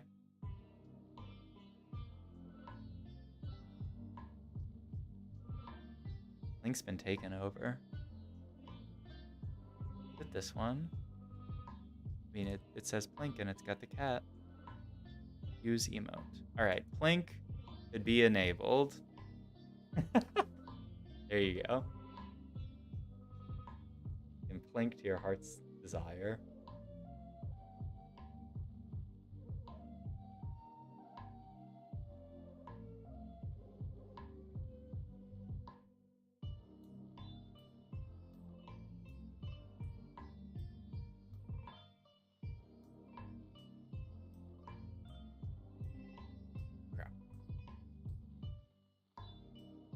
I do. Someday I hope to see some terrible Twitch chat spam on my channel. I know it's nice to have like a relatively chill Twitch chat where everybody's like actually saying real things. But I do watch, you know, like Soju's chat or someone like Kurum's chat and just see a wave of just garbage being spammed, and I'm like, I don't know. There's some kind of attractiveness to that. What's up, Kirby on YouTube? What's up? Haven't been here since my finals. Happy to say happy birthday to you despite being very late. I appreciate it. Yeah, you're almost coming in a month later, but no, you still got time. Like 20 days later. But yeah, thank you. I appreciate it. All right, let's watch some Kurumx. What's up, guys? Sub-Zero here. We are VOD reviewing Kurumx, who's currently rank 1 NA. He's doing some Twitch chat emote stuff. Okay, so he started Ash with Bow. Seems like a very reasonable start. I mean, it's just good. I think it'll always be good. So not mad about it. We might have to crank down the quality. It might be legit too high. We'll see. Curious if he tries to play Laser Core opening this game. He can also just play like a mascots opener, but like, I don't know. I mean, he has pair of both. I'm actually surprised he's not even playing them. Oh my god. Okay. I mean, he could play whatever. Just depends on augment. You actually do have to downgrade the quality. Okay, so I have already seen this, so I know he takes second win, but like, also, what else was he gonna take here? He kind of had to take second win, I think. Like, yeah, there's not too much else that's good. Yeah, infinite pairs. So I guess you just chill and sit here on your 4 pairs. Yeah, one more level 3 shop, and hopefully it's something 2-star. There's a Blitzcrank grab there, but it's kind of hard to play around it. I think you just have to hope to kill units. If you fight them, that's life. But yeah, like, are you gonna stop it? Wait. He slams Renons here over Last Whisper? That's actually nuts to me. I feel like most people would just slam Last Whisper here. Or like any comp where you think about playing AD. Renon's definitely not a bad item. A fellow Hurricane Enjoyer. Huh. That's wild. Oh my god. Just more pairs. Obviously hitting the Renekton is not bad. Okay, and now you can actually just level and have a really strong board. I agree with this. And you can hold the pairs that actually matter. Like, you're never playing Mascot Opener now. And you can even, yeah, backline this so that you don't get hooked. I mean, Renon's is definitely strong early. Maybe he just thinks Renon's is a stronger early slam than Last Whisper. And then he still preserves the glove to, you know, like, go Last Whisper later. The problem is, like, I feel like the slams at Last Whisper are so much... The slams out of glove are so much worse than the slams out of cloak. But I mean, I don't know. What do you really want to slam out of cloak? I mean, like, BT's fine. Ionic is really good. Renon's is obviously good. Ooh, a Senna? Is it just better than Yasuo in this position? I kind of think it is. In pre-level. Selling you. Admin. Oh, none of these are that good. Okay, yeah, he does say it. He does think it's better. And yeah, I would pre-level here. I'm pretty sure he could. There's no way you're making 10. The other option is just hold your gold. Does Renon's proc Guard Breaker? I have no clue. Like, does Renon's proc it? Does Static Shiv proc it? The stats and the fact that a lot of people like Static Shiv plus Guard Breaker make me think it might, but I am not sure. It's a more dog question, I think. Okay, so I like, he'd like the bow here, ideally, I'd say. Best slam by far. Yeah, looks really good. On the Ashe too. Yeah, I like this a lot. Even it's Vayne. Just play Vayne Yasuo. This is like a very strong and also very standard board. And then if you win, you sell the double Blitzcrank, and the spell looks really good. You know, if you change your board before Rerolls, does it affect the outcome of the tailored option? No, I believe it doesn't. It's supposed to be based on the previous round. They changed that this set. So yeah, I don't think you can like take units out and then reroll and have it make a difference. I know it doesn't proc Last Whisper, it feels inconsistent with procs Guardbreaker. Yeah. That is, yeah, I mean, ooh, it's a random Viego, but you can't play it. Edge. Man, what an insane game this would be if he, like this Viego unit, if you actually hit him early and you can play him, it's so good. But yeah, that is a good point that it, like, it's pretty inconsistent if it does. There's no, he was thinking about putting the Senna in, it looked like. I mean, I guess the idea is that if you win, you can make 20. Wow, he even sells Senna here. I mean, it is a lot of gold to make 20 here. And I guess she's not even coming in next level. He might just play this with no, like, Laser Core Hero Augment, or no, with no Laser Core +1. He might just play this for now, and then try to pivot the board at 4-1 into like a Samira game, because like I think without +1 you don't really want to play this comp late game. And, like, these are amazing Samira items. Could just be Redemption frontline and hold the glove for like an IE if you want to play like a Samira game. The only issue is he got rid of the Senna, which you do really want if you're gonna try to play Samira. Okay, you can chill for now though. Who's Hodge? Slams Giant's Bolt here. Interesting. I mean, definitely getting the third item feels good. I just don't really like Hodge that much. And he even goes 6. Man. Everyone's just sending it for win streak. I mean, I would have liked to see him scout a little bit more here. And he's going to hold the Senna now. Interesting that he didn't hold it to make 20. Okay, yeah. It's like inconsistent.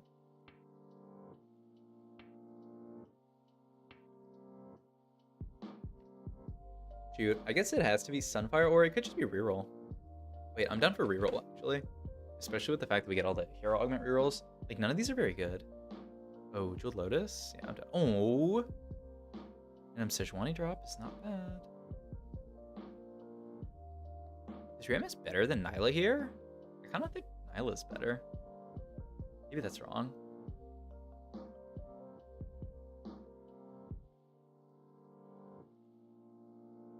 Passed all your finals except AP Calc?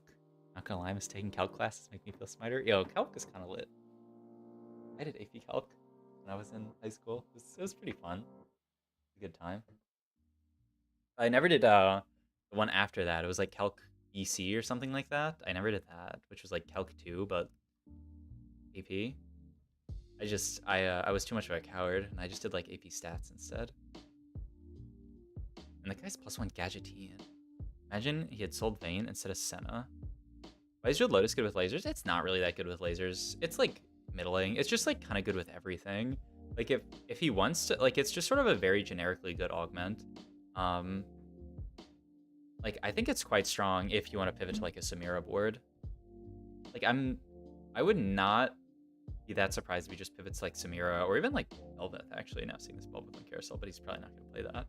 But yeah, like Dual Lotus isn't that great with Laser Course. It's not the worst though, just because like, you know, letting Senna crit, just giving some crit chance to Zed. None of that is like bad. You just took Warmugs here, right? Yeah, that's quite good. Okay, and I mean he's just got so much gold. The problem is we're coming to augment here. I believe this pattern is 75% for hero. Gold, yeah, 75% for hero. God, I actually have that memorized. Just end me. Wait, he sent it to 7 here. Just added Rammus. Okay. He's playing very aggro with his levels. But I mean, if you keep your streak, it's definitely worth it. Doesn't even have to slam Warmugs here. So smart to not slam Warmugs here if he doesn't have to. Oh, you should hold the Croc, right? To move items later if you need to. Maybe he's not even thinking about it. Go on any board if you don't have I or JG. Yeah, I think that's a good take. I think that's pretty much true. But yeah, like the only scary thing here, I think Vayne is definitely better than Nyla. The only scary thing here is that like if he wants to play a Samira game, he needs to find another sure shot or he can't when going into hero augment, unless he like randomly hits it. Okay, slams Warmog here because like it actually might make a diff. Oh, it's close. Man, that Belveth was so scary. He actually got pranked. Oh my god, his streak. Rest in peace. He's still so rich, though. Okay, there's a Bveth. That's really good. He's still not out of Laser Core yet. I really wish... Like, I would really want a natural a Senna or a Samira in my next shop. I mean, he can roll for it. Just to have the shot of tailoring hero augment here. And okay, there's Samira. I would absolutely think about getting that in. Maybe even cutting Laser Core, but that's like obviously pretty hard to do. You have to get the Yasuo here and the Renekton. Ooh, Sedge too, not bad. He still has Laser Core in. But yeah, I really think getting Sure Shot in here is very important. 102 Sure Shot? No, I don't think so. MF for Ace, yeah, that could work. Just to, yeah, like if you hit an MF, you can do that to get the ability to hit Samira augments. So Sure Shot, like having Sure Shot in also allows you to hit like a Felios hero augments if they're 5 cost. That's the big thing. I guess like Ace lets you hit, okay. So it's 3-4-4, Absolution, Resonance, Contempt for the Weak. I think he literally clicked this before I even had a chance to pause. But yeah, I'm pretty sure you just reroll this and dig for Samira augment. Oh, wait. Okay, I have heard rumor that if one of these slots is a threat, it will always stay threat. Okay, that's a fucking lie. I've been lied to. Wait, let me pull up this Reddit thread real quick. r/competitive TFT. Oh, it's only if it's 3-3-4? Oh, okay. So it's only if it's 3-3-4 cost, then and if your 4 cost is a threat, it will always be a threat. Oh, that's not that big of a deal then. I thought it was if any of your 4 costs were a threat, they would always be threats. It will say threat if it's offered threat first. And 3-3-4? Sus. We'll see. In any case, these are still not very good. Pretty sure you roll again. You hit Daredevil, you take it. You could also take Back for Blood, I guess. I think... Oh. I mean, if you look at the stats... like, I'm pretty sure it says Back for Blood. No, it actually says Daredevil is technically better. Where did my Back for Blood go?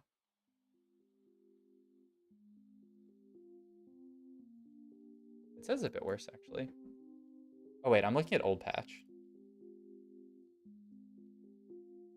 Okay, yeah. I mean, it says these are the most broken ones. Is it Belveth or Samira here? I think both are really good. I think Samira's actually... I mean, the problem with Samira is that you're 85 HP. So you're not going to get as much value out of it. The problem with Back for Blood, that's the it's the Omnivamp one. You already have Hodge Slam, but you still don't have that much healing. I'm curious what he takes here. Okay, he just goes Daredevil. He went 7-9 at 3-2. I mean, it's pretty good, right? Oh, and he just... Wait, how much did he roll to hit that Samira? Like, once? A high roller? Because now he doesn't have to roll at all. You have to sell Belveth here, right? And move items. I guess you don't have to. I would. I'm surprised if he doesn't. I mean, his board looks quite strong, don't get me wrong. But, like, moving these items to Samira too feels really good. Okay, so you're just gonna keep him on Belveth. I'm surprised about that. Yeah, you just move Last Whisper. You could even just move Hodge Renans and leave Last Whisper on Senna. But my god, this Belveth's kind of doing work. Holy moly. That's actually insane. Maybe I'm sleeping on just playing Belveth with items, even though... I mean, it's the Samira support augment, so you don't necessarily need to move items, I guess. Interesting. When you make Belveth too, you can pop off the items using the bug. That'd be kind of cool. Oh. Boy Dorowaza has a Heart Zoe 3 with Triforce? Whoa, look at this board. It's all good. Good loss for Kurumx. He gets more value out of his hero augment. That's what it's all about. 41 gold. I mean, you just sack all the way to 5-1, and then you level. And you try to find just a bunch of 5 costs. I mean, if you get this Aphelios, that'd be insane, but you're never getting this Aphelios. Does he have an open component? He has Cloak open. The Gargoyles is good here. Declaw is good here. Yeah, either one seems fine. Declaw. Looks good. Didn't see how AP heavy the lobby was. But either way, it gives you HP regen. It's probably fine. Okay. I mean, yeah, board looks good. Chill on this for a little while. Eventually you're gonna get like an Echo in, perhaps. Obviously, like some 5 cost. Ooh, good position. Not good positioning. Actually got hooked, but at least it was yeah, that was rough, man. Good positioning of the hook by them. Actually catch the Samira on the edge. Yeah, you can't have them up in this lip, or else like a unit on the far right is actually gonna end up hooking them. Oh, that's pretty rough. There's a lot of HP he'll end up losing this fight that he wouldn't normally. Like, looks like he probably wins this fight normally if that doesn't happen. But I mean, hey, more value out of Samira here, Augment Pog. Not the worst. I don't know. He's holding onto the Sivir, but especially now that he has Senna too, it seems unlikely that he's gonna play Sivir. I mean, I guess there's no reason not to hold it. He has no Sunfire, by the way. I'd be interested in holding Acel here, actually. He has no Sunfire, no Morellos. He's actually, like, out of components. Like, he's already received 12 components. So, like, he's not... I mean, he's obviously going to get at least 1 component from Aurelion, but he's not actually really, like, guaranteed to get more than that. If he gets more than 1 component... I mean, it's actually already a high roll to even have 12 components at 4-7 before seeing Aurelion. But if he gets 2 components here, that's a kind of an omega high roll. But all good either way. Oh my god, he did. If this is Morellos... Okay, Gunblade's really good as well. Okay, and now you just roll for Belveth 2. He immediately hits it. Oh my god, it's a Fiddlesticks. You really care about... I mean, Nunu's good. Yeah, you would hold Nunu. I guess the idea is that maybe he's just gonna go 9 from this file. Like, he doesn't even have to roll anymore. 63 HP, Belveth 2, Samira 2, Fiddlesticks in, Sejuani 2. Insanely good in slot items on every unit. I'm curious he doesn't sell a lot more of his bench here. Just like to push levels. Why are you holding Sedge and okay, yeah. Yeah, like I think you just make gold here and go 9. You just play for top 2 in this position. What an insane spot. He just kind of like hit everything very quickly. And I mean, him win streaking obviously made it really easy. Grim isn't a bug abuser. What a guy. I mean, honestly, he probably just wants to leave these items on Belveth. Looks like Belveth's doing more damage than Samira in these fights. Let's do a damage check after this. I mean, Belveth died a lot sooner than Samira here, so Samira should always do more damage here. If Belveth actually outdamaged Samira here, then like Item's definitely going Belveth. But he clicked out of it too quickly. It was still Belveth by a lot. It was like 4K. No Sunfire, clearly a low roll game. Sure.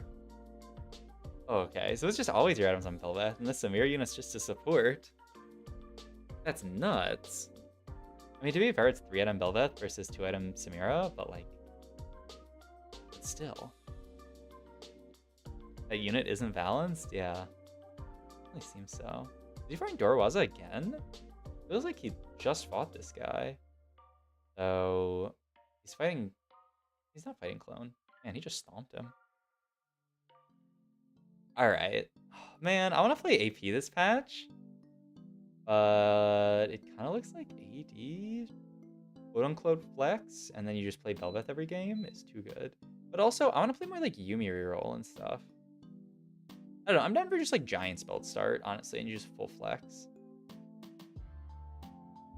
I think you would have preferred... Yeah, I mean, he couldn't. Zeke's was literally his only option. I'm taking Mascot Crest. You gonna get the Zeke's to Belveth? I would. Put it on Senna. Give it to both. I have a 60% win rate first with Belveth right now in flat 1. She feels really good. Yeah. Okay, so just gonna put it here. Because I guess like his last item is ideally a Sejuani item anyway. I guess that makes sense. I don't know. I would have just greeted it on Senna, but I don't think it makes a lot of difference. Just some HP and a little bit of AD. Because like there is a world where you get to stage 6 carousel. This amount of HP and this board strength. But yeah, just looking to go 9 here. He's a little like not that rich. But he can always just get this Asol in. Like it's a pretty good addition. Your items flex with like Senna, Zed, Samir, so you have options. This is very true. Yeah, it's really nice to just build like Last Whisper Gunblade, and then you have literally like best in slot Samira, best in slot Belveth, and like quite good in slot Zed, like really good slot and really good in slot Senna, but like I don't want to be stuck playing Senna the whole game is the only issue with that. But yeah, it is nice. Oh, like I really like in TFT when you can build items that just flex perfectly between 2 units. Can you just bug abuse the Samira 3? Oh, true. Very, very true. And we're guaranteed to hit Samira 3. Playing the Echo for AP matchups. Oh my god. Okay, yeah, Shroud's good. I was really just looking for like a Sedge item there, but I mean, Shroud's... Oh my god, that's a new news. What are his matchups? Oh, it's Dorowaza. Okay, so now he just plays the Echo. Herald, Fermency, and new recruit in my last Yumi game. My god. Yeah, Fermency is so good. You know what's even better is the Vel'Koz, like, not Vel'Koz, but the Rel carry augment, the one where she gets damage reduction. I do not, in my mind, know why they buffed that augment. That augment was already, like, quite strong in that comp, and they were just like, yeah, let's make it just, like, the most insane augment hit in the game. Like, I don't know, that's too gross. Hold the line? Like, that augment is too gross now. You don't hit Samir 3, is it even a game of TFT? I would argue yes, but maybe that's just me. Wow, the second row here, just to try to get away from Zed. That's really nice. And then you even have the Nunu in the corner to lead the Zed away, potentially. She also even ended up dodging Mordekaiser ult. Really well positioned. You have 16 HP, he's just dead here. My god, beautiful first out of Kurumx. Absolute tuber. If you guys like this video, please subscribe to my channel, like, comment, and then check out all my links down below. Thank you, thank you. Oh, also as I'm doing my YouTube shout out. Any Twitch primers in chat? Okay, boom, and now he's back to rank 1. It's just that easy.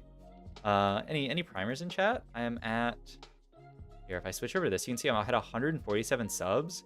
So if 3 people sub, I'll be back to 150, which is like a big old milestone. So all I'm saying is, stop it, dude.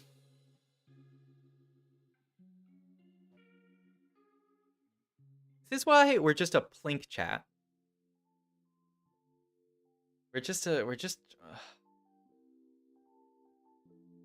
man, what happened to the world? All right, let's do another VOD review.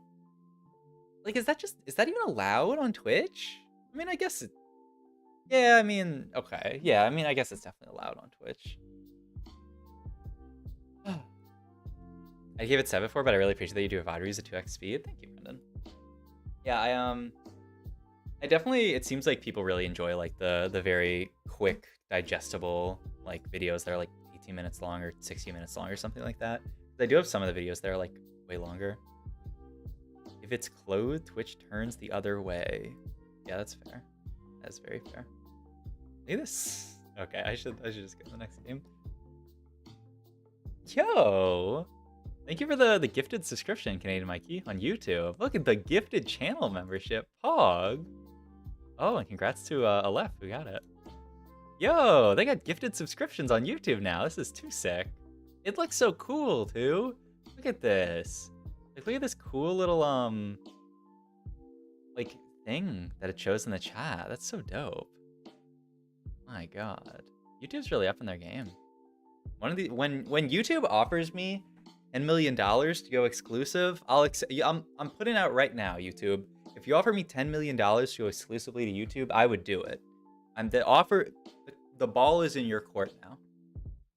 I got a first today with a choke carry augment. And a more 2 carry. It was really neat watching more clap the entire board. My God, it sounds nuts. Gifted member, Pog you. That's what I'm saying. That's sick. All right, let's do another VOD review. What's up, guys? Sub-Zero here. We are VOD reviewing another game from Kurumx, Rank 1 North America, and noted competitor, streamer, person. Yeah, started Bo again. Looks like he's just really into Bo start, which makes sense. 80 flex seems quite strong after watching his last game. Some Pokemon YouTubers swap to exclusive YouTube streaming without a contract and then popping off. I mean, for me, like, there's no reason not to stream on both for now. But yeah, I don't know. I like Twitch. I like Twitch culture so much, and also so much of TFT is on Twitch. Like, it'd be kind of awkward to be like an only YouTube streamer on for TFT, just because. Ooh, what do we take here? If it's not Ludens, I don't think it's Ludens. It could be Ludens, I guess. I mean, I kind of like Golden Ticket. What do the stats say? You feel Laser Core Opener has lost a lot of value in holding? I think Laser Core Opener is good. But I don't really know about like Laser Core late game if you don't have spat. Golden Ticket 4.52 when taken first, and it says like just play supers. Fair enough. Grab Bag 2 is not even that bad either. Actually, I don't know what the stats say. Grab Bag 0.6. Flex 2 and shop and no buy. I mean, it's mostly because it was items opener, but yeah, a little bit. I mean, I'm kind of down for just Golden Ticket. And see what his first few shops show him. You know what Bebe does here? Bebe takes Golden Ticket and then starts rolling, by the way. Just in case you guys were wondering. He can use his reroll. It's pretty reasonable to reroll. Ooh, Quad Crown. Is that still one of the best augments in the game? 2-1. Yeah, literally the best prismatic in the game. Okay, good reroll. Actually, thinking about it, I'm kind of down for reroll. So he doesn't hit Anima. Don't think it always feels like a massive econ trap if you hit a 2-1. Yeah, it's a little scary. It's like you might just not. There's another person with Anima Squad. Wait, how many Anima Squad crowns are there in this lobby? I think especially with the buffs to Anima Squad, like, I don't know. I think they kind of needed to nerf Anima Squad crown this patch. Because like it was already one of the best augments of the game, and then they just hard buffed 5 Anima and 7 Anima. Okay, yep. Let's just I mean, I would personally just level here. Like, I don't really care about this Galio that much. Like I would just level here for like Renekton, but he's just gonna hold infinite pairs. Okay, you would definitely level here. Okay, he gets a buy-in. Okay, that's just better than Renekton. Okay, so he's just gonna play like vertical Anima from this spot. I think it's very strong. I also think all the Anima Squad augments are kind of broken. If you look at them, like hero augment wise, like the Jinx ones are really good. Like this could just be a Jinx reroll angle. But I don't know. We'll see how like what level he is at 3-2. Like he'll probably just be 6, and then you could always play Jinx reroll if you natural a bunch. I think Anna reminds me, you said something about 80 Jinx your vid. I raise you Gwinsu Renan's Shiv. Okay, I don't know about that. I'll think about it. And if he is a little too strong, especially since Jake's hold items 100 times better now with their buffs. Yeah, agreed. I think it's a bit like I don't. Oh, really? He doesn't. He just pre-levels here. Just holds these pairs. Interesting. I was thinking about making 10. But okay, he just pre-levels and holds. I mean, these are nice pairs to hold. I mean, the Vayne with Spat would be pretty nice. I can't get that. Feels bad. His Giant's Felt for Warmogs. Not bad. Oh. Wait, he really has Warmogs here over like a Sunfire or something? Jinx Augment that has really high win rate is the carry one. Do you reroll Jinx 3? If you had to carry Augment, I would say yes. The support Augment also has pretty good stats, though. I think both the Jinx Augments are really good.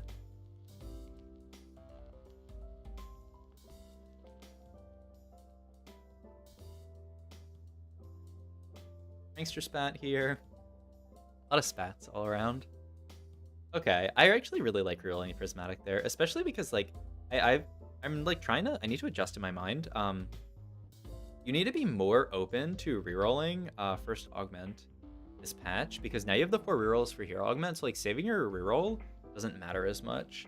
But yeah, you need to be more open to rerolling augments. What you said about calculus classes, not for me. I can't even multiply matrices. Is it matrices that you say? I mean, you know, everybody's got stuff that they like and stuff they don't like, so all good. Matrices, right? Like, you don't say matrices. Okay. Viego here. Hard pivot. Wait, it's not even that bad. It's kind of bad, though. Because you have to sell Riven to move items off. Unless you get Riven too, and then you pop items off with the bug. That'd be sick. Just declaw GS, maybe. Oh! Yeah. Get Anima Spat here. Play 7 at 7. Oh, it's not fair. Unless you don't hit hero, then it matters not having that reroll. Had 3 ranked games with no hero. Yeah, it does happen, but like the number of games with no hero is pretty low. But it is true. Body slammed admin Spat for a sec. Oh, that would be pretty woach. Without admin in? Yeah, that'd be insane. Okay. So the stats, okay, and stats don't lie. If you look at Reverberation 3-2, it's literally like if you just look at 3 costs, it's literally the best 3 cost hero augment in the game. I've wanted to be in a situation to try this out. So I would be down to just take this here, especially you already have Riven. You could even roll here. If you're at Riven 2, you're in an insane spot. Ideally, you're just looking for like an Anima squad. I would hold Nasus even. If he doesn't hold Nasus, I think that's a mistake. I think he just missed it. Okay, at least Send 2 is good. Okay, you can probably stop rolling here. Play 4. Oh, he did. Did he pick up a later Nasus, or did he pick up that Nasus and I'm just blind? Why though? What? Why is it good, or why for something else? I think why is it good? It's just because vertical anima is quite strong, and it's like a fine augment. Like just the stuff that it does is good. But yeah, and like vertical anima is really nice. Oh, wait, he actually sold his silences. Wow. I swear the numbers lie with Reverberation. I am not ready to admit it's good. Well, that's kind of why we're watching Kurumx play it instead of playing it ourselves. But yeah, I mean, if I was in this spot, I would take it and try it. And we'll see how it feels in this game, because it is actually pretty contested, right? This Jax player is playing Riven, and like it's actually pretty tough for him to hit a Riven 3. Well, he has 20 AP. Well, the other thing it does is it applies Riven's ability to another unit. So it's basically like double Riven's ability, which is not bad at all. Okay. Trying to get Rod here. There's no Rod. Okay. I usually just go for tier. For like Trojan for MF. Wink. Looks good. I'm locked in on this patch. I'm seeing all the decisions that people are making. Well, not all of them, but like a lot of them. Okay. Hold the Nasus. Here's a shield, but maybe I just have bad games with it. Excited to see what Kurumx do with it. Make me a believer. That's why I'm here. Fair. So that's more HP. Well, it also applies like the Riven thing where like if the unit has more HP, they do extra damage. But like, I guess that's not true. Like if you shield like a really low HP backliner and they're hitting a full HP frontliner, but like it literally just adds the cast onto backline. So like if you put it on like a Vayne and she has more HP, then she's getting like the bonus magic damage on her autos, I believe. Really wish you could make 40 here. But I don't know, holding Nasus actually kind of seems pretty important. I'm surprised he didn't even hold Silas, because now you can't play... Oh no, he has 2 Spads. So you just need Jinx, MF, and then one of them. Okay, so you can just cut Silas, because he's going to have 2 Spats. I mean, as long as he hits a rod this game. Because he's already built... Or no, he got Ionic dropped from the event. And hitting no upgrades, he's actually kind of low here. That's wild. Like, the fact that he doesn't have Riven 2 or anything, and that he even rolled for it, it's kind of a rough spot to be in, actually. I mean, he's probably just going to roll aggressively at 7. You want to just hit your whole board, ideally, here at 7. And, like, there's so many upgrades that are huge for him to hit. Okay, so... Oh, my God. Oh, my God. The double bow is the only slightly awkward thing. He just needs, like, NMF. Jinx. You can even put Silas in, worst case. There's Riven 2 at least. So no MF. Okay, I guess you can Anim Squad this. Gojin. And then you Anima Emblem there. And yeah, the only issue is like these items. I don't feel that bad about like just Renanzing Bane, and then you save this other bow for like Zizirot or like Titan's Frontline or something. Titan's Riven. Icon 4 Anima's a little scary. Ooh. Shield Lotus probably. Wait, does he? He doesn't have JG. Oh, he hits MF. Huge. Huge. But these... Wait, he still doesn't have Jinx. And he skips the side. Oh, that's not a bad unit. Especially just Anima Squad. Oh, you're not going to play it? Oh, he hit the Jinx. Just play 7. Surely, right? Instead of this, like, random Renekton. Wait. Did he mean to skip Jinx there? I skipped Jinx! Fuck! I saw it as a fucking roll. Fuck me, man. Oh. Oh no. Oh no. Oh no. Okay. Well, he's got to roll a little longer for Jinx. Asked and answered. All good. There, it comes back. It always comes back. Okay, so he gets Jinx in now. I guess you put this on Lee. I mean, you have to put on Lee. I don't think he meant it. Yeah, I don't think so either. That's so funny. Oh, the nice thing about Kurumx VODs is I think he has the thing where it like it cuts out all the music, so I could actually turn on his audio without being afraid of getting my stuff muted. At least you know if you meant to do it or not. This is true. Very true. I don't even hate Zizirot here, but maybe he's just gonna go for like a damage item, like GS. Yeah. Is it? Oh wait, no, he needs an MF item. He's not going double GS, is he? I mean, yeah, he's gonna go double GS. Okay. I guess you don't really have a much better option for an MF item. Is it really a Sub-Zero patented vibe if the bot isn't muted? I mean, the main issue would be like, it would be me talking and then like talking over them talking. Like you would get more of them, like the reactions to the game and stuff. But I feel like it would be too overwhelming probably. Okay, this felt like really good now. I think 7 Anima is quite strong. Especially with double spat, so he doesn't have to play a lot of the bad units. Yeah, I mean, I think he thinks he's too far away from getting a Gunblade. Like he's already seen 12 components, so there's a chance that he only sees one more component this game.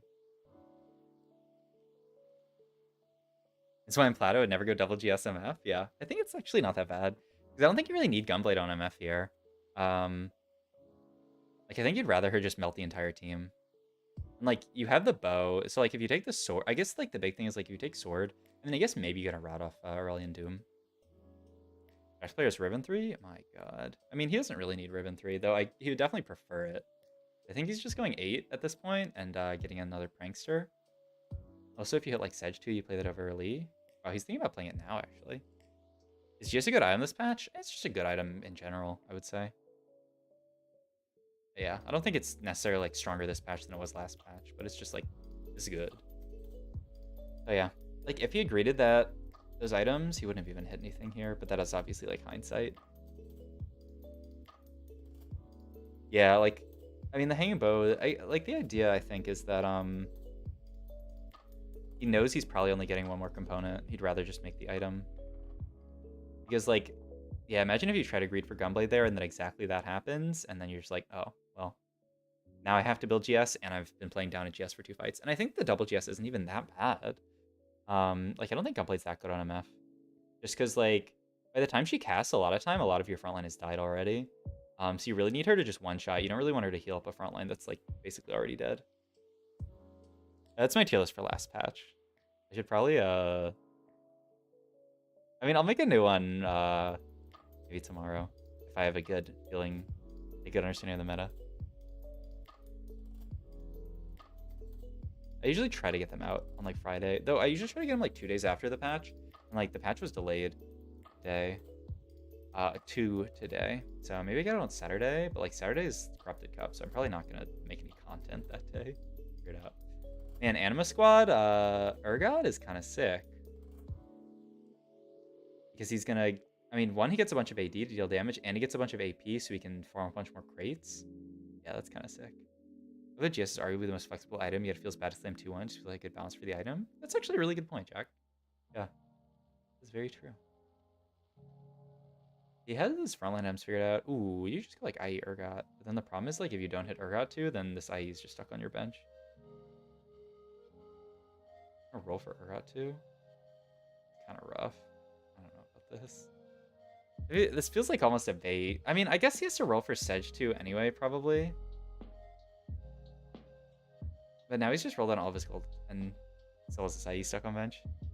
How am I gonna stream for? Like another hour or something. Not super long stream today. I'm like super tired today for some reason. But I definitely wanted to get a stream in. So yeah. Probably another couple. Wait, not another couple hours. Probably like another hour. Okay, you can really. I would just sell Urgot now and try to push 9. But like sell Urgot, move the IE over, of course, to the real Urgot, and then just I don't know. Maybe he makes the judgment that he doesn't even need the IE to win fights, but like I don't know. The sport is fighting. I mean, they have all their items on a vein and not on the MF. Okay, so maybe he doesn't even need Urgot with IE. This is prime greed though. Put the second Urgot in. Put the second Urgot in versus just put it over Sejuani. Put second Urgot in versus Zach to farm items. Okay, yeah, I think you realize.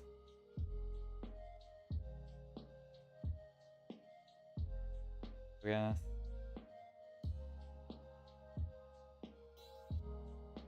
Oh wait, actually Morellos feels pretty nice. Oh, and he hit the Urgot Fog. And he got to pop off the IE, but it's just gonna go back on him. Yeah, it's definitely Morellos here.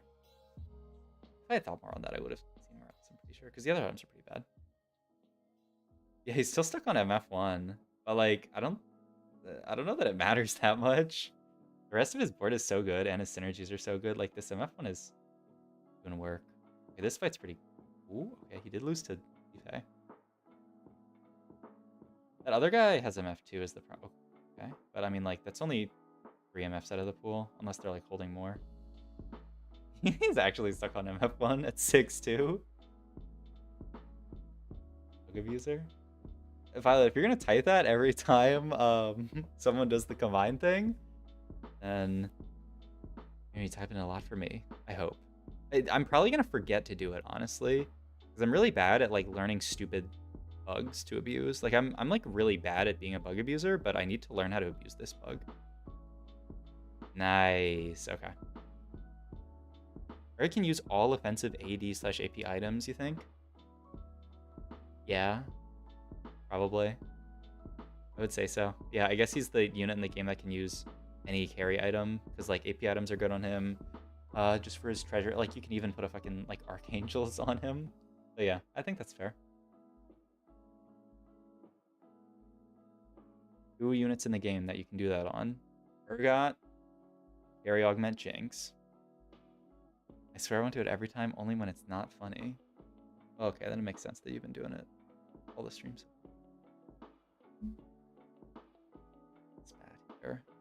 Vayne and for Lynx as well. I mean, yeah, his other options weren't that great. Okay. I mean, his board looks really strong. I'm curious. Okay, so what are... Okay, so it's... What are the other boards that he's fighting? And I should probably, like, pause, but that's so much work. So it's this Vayne board with a Prankster spat with Vayne 3. Oh, it's multi-shot Vayne. Hers is multi-shot and the other one's spread shot. Or no, hers is spread shot and Kai's is multi-shot. It's too confusing. You can't even go 9 in this spot, but you don't have anything to roll for, so I guess he's just chilling, just spend all your time positioning. And the other one's another 7 anima. Man. What's the bug? So the bug is that if you combine a unit, like if you make a 2-star unit, and the unit on your bench has an item, it'll just pop the item off. So you basically get like a free remover if you just bench your unit and then 2-star it. So yeah, free removers. It's not even like just stuff off carousel though. Like if you legit just put your unit on bench, it'll pop off. I think the only time it doesn't pop off is like this Urgot's here, and then there's this Urgot on bench. Like this Urgot's item won't pop off. Like if you bench this Urgot and then make Urgot 2, both items would pop off, I believe. Yeah, I don't think it's intended, but we'll see. Like, I don't know. Some people are like, maybe they like want to do that in the future and they just like accidentally pushed it.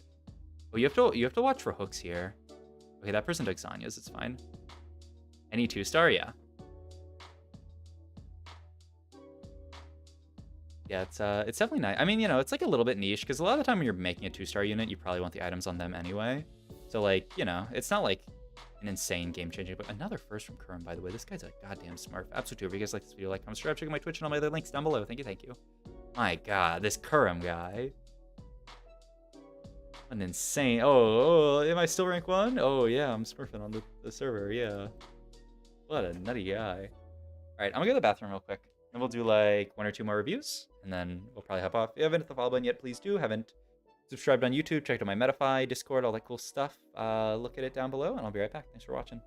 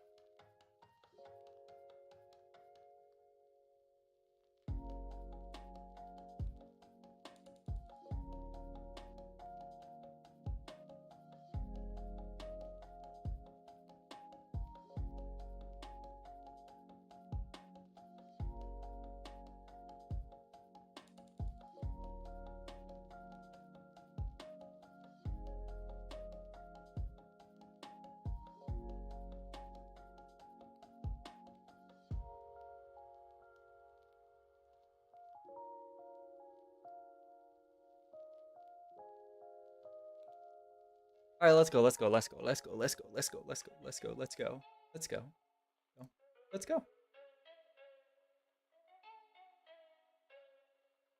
Ooh. Man. I just went to sleep too late last night, and that's my whole day up. All good. I'm gonna get a lot of sleep tonight, and then tomorrow I'm gonna be zooming. I'm gonna stream tomorrow, do some more VOD reviews, probably play some off stream tomorrow, get all prepped up for the tourney. We're going to the VOD review land. We're going to first land, apparently, after watching these Kurumx VODs. What's up, guys? Wait. Yeah, last game was an Anima Squad game. What's up, guys? I'm here. Oh, shit. We should have the gold drop here. Thoughts on Underground changes 4. Early feels really nice. We get sewn in round 1. Agreed. Yeah. I mean, I think it's... It also, I actually wanted to check. Thank you for reminding me, actually. Underground. Not hero events. They're actually slightly better, it looks like. Tourney is on Saturday. And then if I make it today, too, it's on Sunday. Oh, yeah, they're a lot better, actually. Yeah, so it's Saturday, and then if I make the top half, it's Sunday as well. And then if I make the top half then it's the weekend after as well. Yeah, I'm gonna stream it. I'm pretty sure everyone who plays has to stream, but I mean, I'm obviously gonna stream it. It's just I'm probably not gonna be able to interact. I mean, I'm definitely not gonna be able to interact with chat because, like, technically, if you guys like gave me advice, that would be cheating. And I'm probably not gonna have, like, you know, as much commentary because I'm gonna be hard focused. But I'll definitely, like, come hang out in chat, like, in between the games. And, like, I'll probably, like, still, like, play and, like, voice my thoughts and, like, give a little bit of commentary, just, like, not as much. But yeah. Yeah. I'm definitely gonna come and interact between the games. Just, like, not during games. I'm just gonna, like, minimize OBS and not look at Twitch chat at all. So. All right. What's up, guys? Sub-Zero here, doing another VOD review of Kurumx. He's eating some kind of string cheese. He started a bow and got a gold drop. Pretty decent early shop. So, like, you could end up playing these duelists. I watched Dish Soap play a decent vertical duelist game today, but I don't know. I'm still not that much of a believer in vertical duelists. Don't worry, I'll interact with chat while you play. Thank you. Okay, like, I think you should have held duelists here, but all good. Making 10 is almost always good on 1-3, so not bad. Holding Sivir here. Maybe thinking of just, like, trying to manifest Sivir augment. No, I mean, I don't know. You could just hold Sivir and... Wait, how good is Endless Pizza? Actually, good question. Can I make 10? Ooh, speaking of Endless Pizza. Or you could just take Spare the Exile. I think that might be the best 2-cost hero augment in the game, 2-1. I think that's what the stats on it say. So, I'm down for this. And then you just play, I guess, ideally, like a vertical laser game. You make 10 here for sure. I don't think you slam GS. There's at least one more person with Spirit of the Exile. Over Cleansing? Yeah, I think the stats on Cleansing actually don't look that good.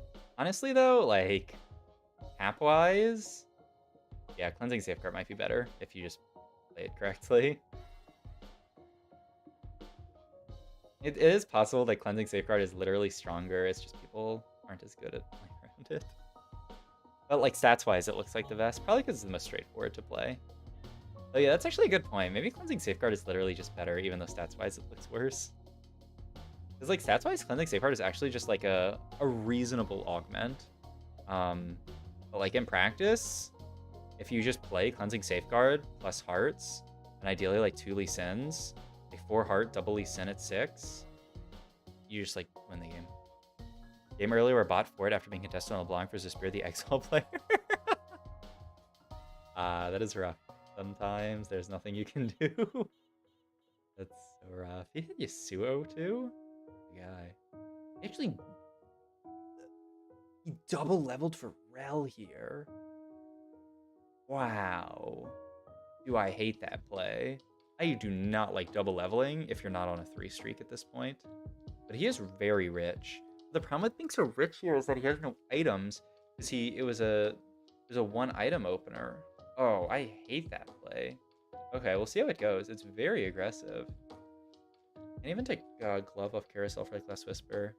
What are you trying to take here then? I mean, you could just take Senna with Rod, build a Gwynsu. Yeah, it doesn't sound bad. Or even Gunblade. Maybe it's just Gunblade. Oh, it's like definitely Gunblade. I don't know why I said.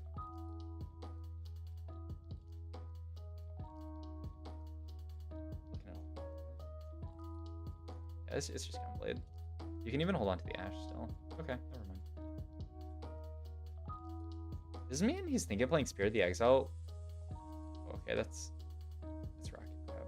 He's fine though. They're level 4. Does this mean he's thinking about playing Spirit of the Exile and just playing anything from here? Surprised why someone dropped Spirit of the Exile completely for LeBlanc. Yeah, I mean, sounds like, it just sounds like a player diff actually. You know, maybe if you improve at the game, you'd understand. Yeah, no, it sounds like you got griefed. that's TFD, baby. Yeah, there ain't no way that you play a second Yasuo here, like to try to make. Oh my god, he goes level 6 here. Okay. I mean, if you win, it's not bad. He's probably gonna win. I don't know if it made a difference, but it might have. All right, the Bebe level. My god, Bebe approved. WWBD. What would Bebe do? Oh, send a pair? It's rewarded if you're, because he's level 6, has such a high chance of hitting the Senna. You probably want to hold this Sivir, right? Like, playing Sivir is quite good on this board. Although I got skill diffed. It happens. It happens to the best of us. Ooh, Protector's Vow's not that bad.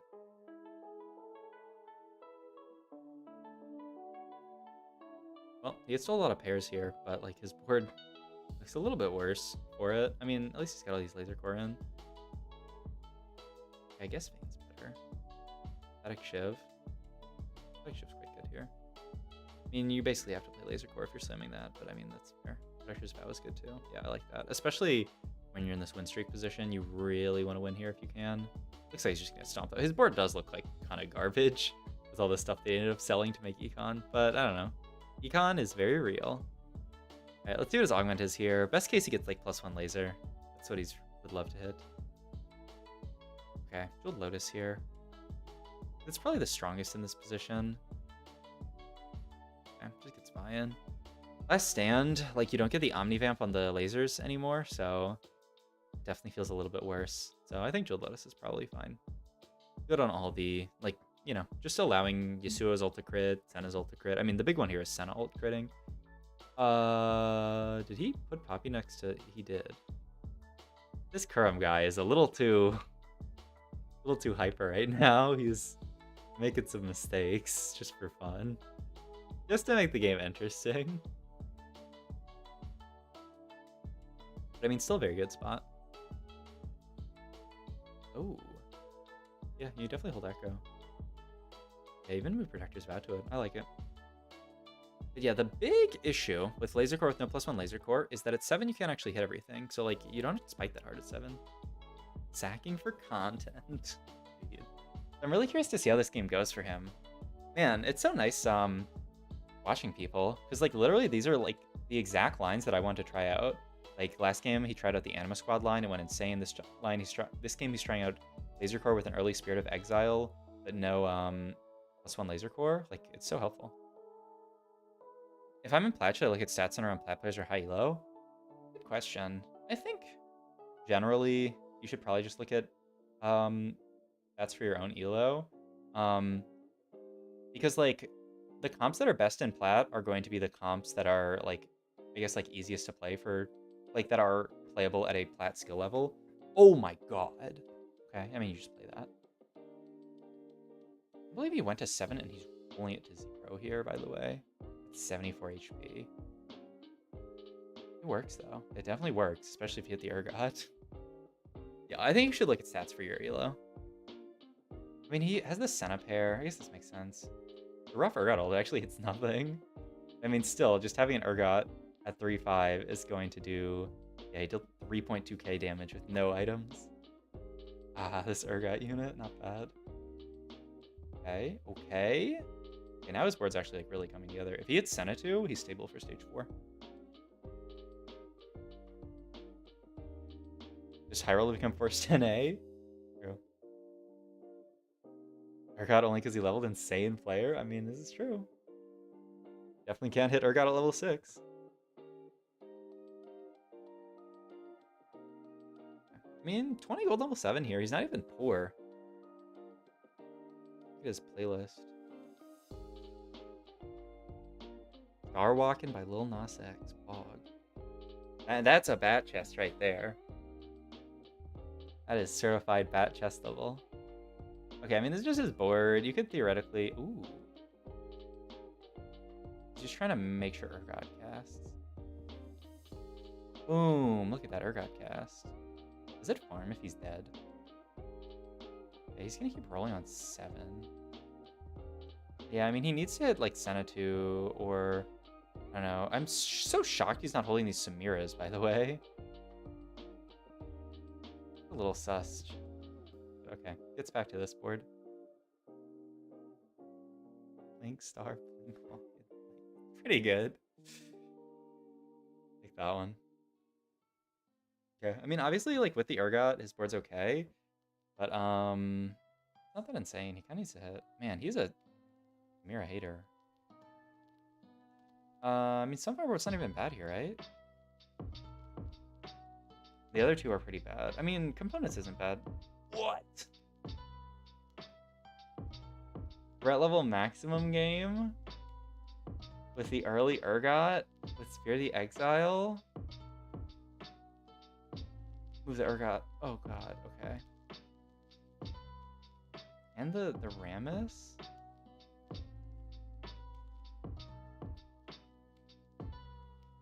His threats are getting, what is it, 75 per? His threats are getting 225 extra HP right now. Okay, can I just say I'm not a believer in this line? I guess we'll see. He had an ASOL, Fog. But he made that play with, like, not a lot of gold, and now he has to full pivot his board into... I mean, he doesn't have to full pivot, but he has to, like, mostly pivot his board into threats. Okay, he's hit some threats. But he's still nowhere near Velvet, too. We'll see what happens. Is Senna a better item holder than Urgot? Well, the problem with moving all your items to Urgot, like, no, like, Senna 1 is definitely a weaker item holder than Urgot. The problem is if you sell Senna and move all your items to Urgot, then what do you do when you hit, like, Belveth 2 or Samira 2? Because those are much better item holders than Urgot is. And if he could have got second Urgot there, then he would have been chilling. But yeah, like, that's the big thing, is that you want to move your items to your 2-star 4 cost, but if you put them on your 5 cost, you can't. So that's why you don't just see a lot of players, like, putting all their items on, like, Urgot in this exact scenario. I think this is correct. If he can hit Belveth to his... I guess he's just going Edge of Night here, right? No? I mean, it's a pretty good item. Can't imagine you were looking for a Rammus item here. Yeah, this is good. I'm glad. I'm like, you're glad. I love that you're like, I'm glad to see a laser green with no +1 and him just pivoting. Yeah, but like also, this is kind of a highly sus pivot, isn't it? Okay, hit Velvet too. He doesn't even want to sell this stuff though. Okay, hopefully he wins. They still have a ramp. Oh, okay. He decides to sell. I mean, it is a Belveth too. I think this threat level maximum augment is quite strong. So like the only issue is that you have to play, I don't know, maybe this was a good line. Now that he has Belveth too, looks not bad. Yeah, I guess the biggest fear is that you don't hit Belveth too, but like now his board looks quite strong. And like the fact that he already had the guaranteed Urgot is pretty interesting. I would still like to see a laser core game with no spat to see how well it does. Because I think in general it's not that good. Oh, Warmogs? Warmog Zac? Guardbreaker, I guess? I think Warmog Zac to a good bit. For better items. Oh! You should have bug abused here and popped the item off Rammus. You'd much prefer these items on Zac. So this is where bug abusing actually matters.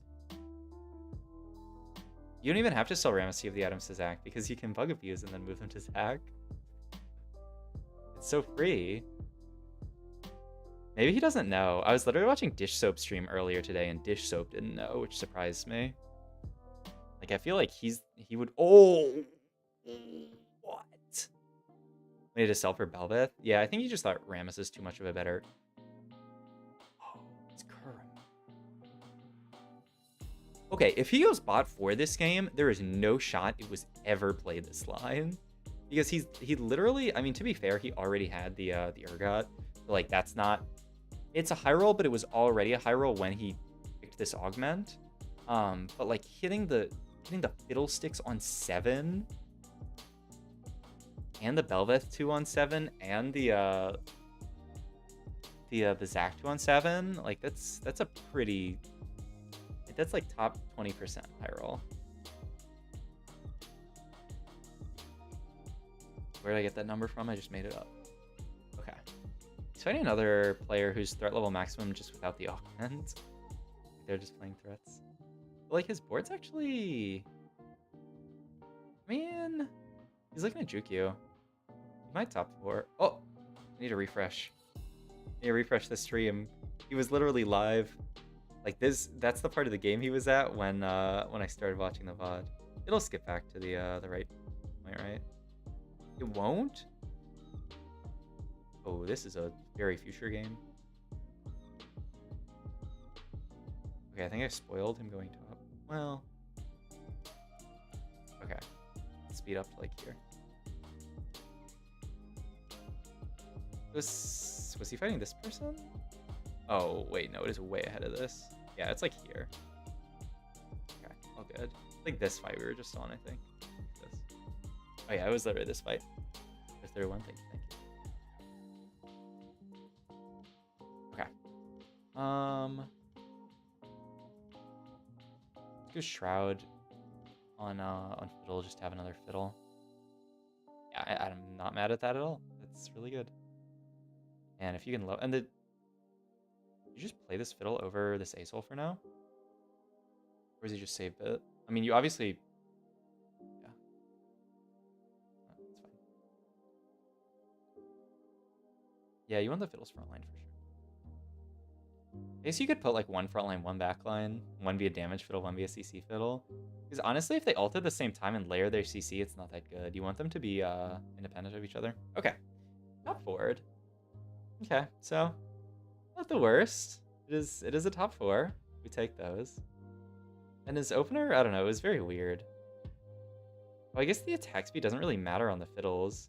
That's kind of true. I mean, it matters after they ult. By then, who cares? That's actually pretty interesting to think about. Oh, but now he loses it on Rammus. I mean, the attack speed doesn't really matter that much on Rammus either. Like, you really just want the Spirit of the Exiles on your back line, but like, if you can get it on your front line, why not? Looks like he's winning this fight as well. Pretty strong board now. Alright. This is what I'm going to do next time I play Spirit of the Exiles. Just going to pivot into threat level maximum. It was a cool idea to see the pivot. I wasn't a believer, but honestly, it's looking quite strong. After hitting Belveth to back 2. Just the part when he pivoted was because of the threat augment? Yeah. He hit threat level maximum 4-2 and then just basically rolled. I mean, he hit an Urgot earlier, which was one of the things that enabled him to make this pivot.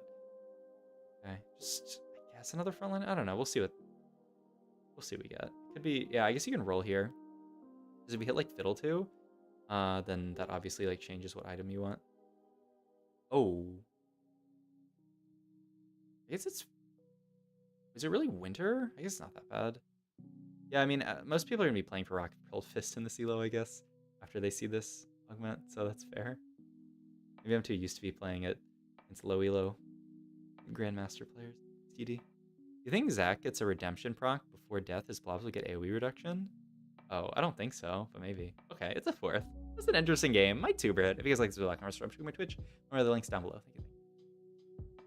Okay. Oh my god, I'm getting tired. Let's do one more VOD review, and then I'll go to bed early. Aww. What a cute puppy. What the heck? He almost just killed that dog, man. He almost just like balanced that dog on top of his headphones. I don't know what happened there. What a cute puppy. Yeah, I don't think. Like, I think the idea is that oh, Spat Carousel, I'm down. What's up, guys? I'm Zero here. We're VOD reviewing another game from Kurumx, and it is a Spatula Carousel. All right, I'm down to see how he plays it on this patch. I'm hyped. I'm hyped. He's literally looking at all the spats. Okay. Here's my take. Anima Squad's broken, Duelist sucks, Laser's broken, Renegade's broken, Heart's broken, Mascot sucks, Oxforce is really good, Admin is situationally good with the right admin. If you get on death admin, I am so down to make an admin spat. Oh. I mean, also we got dropped. Yeah, it might just be an anima game. And you can also, yeah, you can also just sack the first 3 rounds and hope to high roll 2-4 spat. Like that's a legitimate strat. Oh, I'm down to hold this LeBlanc. Let's crank. Oh, it is a Jinx though. I'm down to just hold this Jinx. Play your anima. Okay, can someone tell me why animas don't farm on minions and yet Urgot farms on minions? Make it make sense. Like either have neither or both do it, you know? He actually sells LeBlanc here. Wow. I mean, Exiles is always good, I think. Literally every comp. I go Exiles Slam Static Shiv here. But I could see, I mean, the problem with the Recon Crest is that you have a spat. Oh my god. What's this? If you can get Rod off Carousel, his game is, like, it's a GG. Level for Galleon Asses, I like that a lot. And then Static Shiv the Jinx. I love it. Yeah, this is a strong sport for sure. Best case scenario though, he gets Rod off Carousel, makes Anima Spat, and then this game is GG. I hate spat starts. They're interesting. They cause you to play the game very differently. They're a little bit like uncomfy. Like I think if you don't get to like play a lot of games of TFT, it can be a little scary to get a spat start because like, you know, you're just very unused to it. Why are the stats on Renegade spat so bad? Wait, are they? Are they that bad? Maybe because it baits people into playing it when they shouldn't, but I didn't think they were bad. Do a stat check. Quick. Items. Renegade emblem. It just plays 4.53. It's not bad. Like recon. I don't know, they're not that low. Did they show the first place rate? 16.5%. It's decently high compared to this stuff. Is there a way to do... Oh, yeah, just do emblem. Oh, man. I'm going to have to become a Tactics.tools lover. I was a meta TFT lover first, but I think I'm becoming a Tactics.tools lover. They just got so much stuff. Yeah, I mean, yes, compared to the other emblems, it doesn't look that great. It's one of the lower ones. I don't know. I'm too much of a fan of playing Renegades, but yeah, I guess it is like not the strongest spat compared to some of the others. I guess the idea is that like for Renegade spat to really make a big difference, you need to hit 6 Renegade, which means you need to hit a 5 cost, and if you just miss, then you like go bot 4 usually. There's not enough data for this patch yet. I mean, like maybe. Like yeah, I think Ram is here by the way. Oh, what? That guy's 50 gold, 2-3, full open? Wait, and he's 93 HP. So if he like won this fight, unless he just... What the fuck? I think like there's not enough data to like conclude everything. You know, like you can't say like for sure this is all the most broken stuff. But I do think like you can see some trends already. How? I mean, he had a gold start and then he sold his whole board. He's only like, look, he's only got he only has 1 component, so he got 1 component dropped and then he took Rich Get Richer. So he was probably like 20 gold ish on 2-1 and then got Rich Get Richer. So it can happen. What buff broke Anima? The Jinx changes, not getting CM by Oxforce. Yeah, I think it's the Jinx changes. Oh, someone's gonna get that, and it's gonna be the VX. Oh, okay, Mike for Mike. Okay, if he can get this rod, oh my god, his spot is so good. But yeah, they buffed the trade and the Jinx buff. That's it. And the fact that they buffed the Jinx carry augment as well, I think is actually like, I mean, obviously it's only relevant for the games in which that augment exists, but that matters too. Okay, I mean, the Kurumx spot's insane. We can just go watch the next game, honestly. Wait, is it really Wukong here over... Kind of like Rammus over Wukong too, but... I mean, I guess the idea is he wants to hold this Wukong for when he finds Riven. So Rammus was actually stronger, but like this is going to be stronger at level 6. Does Jinx need a mana item? I mean, Jinx is not usually your primary carry. If you get Jinx's carry augment, I think you can kind of go whatever on her. We could dig into the stats. I think Static Shiv is good. I think, yeah, you can go like Shojin on her. You don't like need it, I would say. It's definitely good though. The streaking stage 2 just for the random spat seems like a valid strat. I agree. I think if you don't get a strong opener, it is completely fine in spat openings to just full lose streak. Because if you get that spat off carousel, you were just so strong. So yeah, I think that is absolutely a completely fine game plan. And this person has two Yumis. They're pretty low gold though, only 20. But I mean, they're level 5. Ooh. I mean, yeah, I'm down. The problem is you want to like move spat, but then you have to sell this, but that's fine. Winsu Shiv Murnons with Jinx carry, I swear. It doesn't sound that bad. I'm not the most against it. Well, you're not Semionic Spark here, I know that much. I mean, this isn't just your board because you want to get in 5 anima for sure. I'm actually surprised he's not playing it here. I'm pretty sure 5 anima is quite a spike. Especially after the buff. Okay, yeah. Like, ain't no way. There's no shot you're not playing it. I'm also surprised he plays Zoe over Rammus here. But otherwise, I like this board. Maybe, does he really think Prankster's more frontline? Maybe it is. Nice one. Oh. Wait, what do you actually want here? Golden Ticket's not even that good in anima. It's not like you're rerolling. Windfall plus, second augment's not that bad, right? What are the stats on it? 0.53. You could also just go prep. You don't actually have a lot of stuff to prep. I don't even hate Windfall plus here that much. Oh, you could just reroll, by the way. Oh, wait, I'm gonna reroll this. If you get Anima Squad, your spot's so illegal.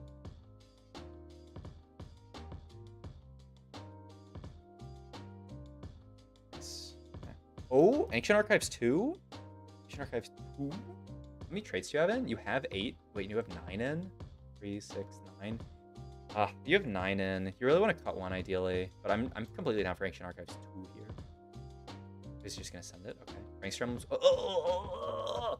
What? How is this guy so good at teamfight tactics? Okay, I mean that's like really good. That's not bad at all.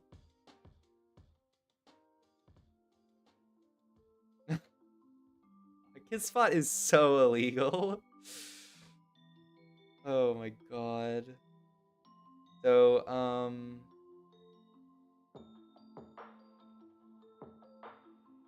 needs a map where he needs Silas?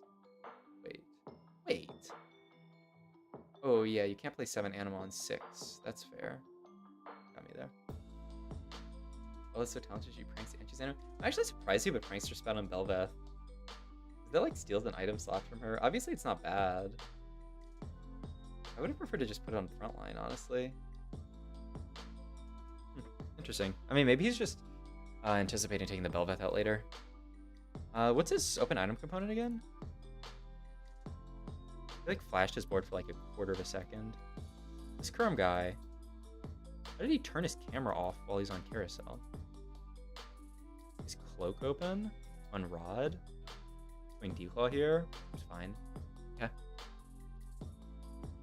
Just hitting must be the most important skill in TFT. Not true. He doesn't level here. Oh my god, he does. And this Kurumx guy really likes saving HP. I mean, it's an aggressive play, but all good. He actually, I mean, it's such a big spike, but I'm just thinking like, you're so poor if you do this. Like, can't you just level at 4-1? But, I mean, it does save a lot of HP. Probably. Love the Bebe level. He can't even make... He's gonna really sell the Zoe. Okay.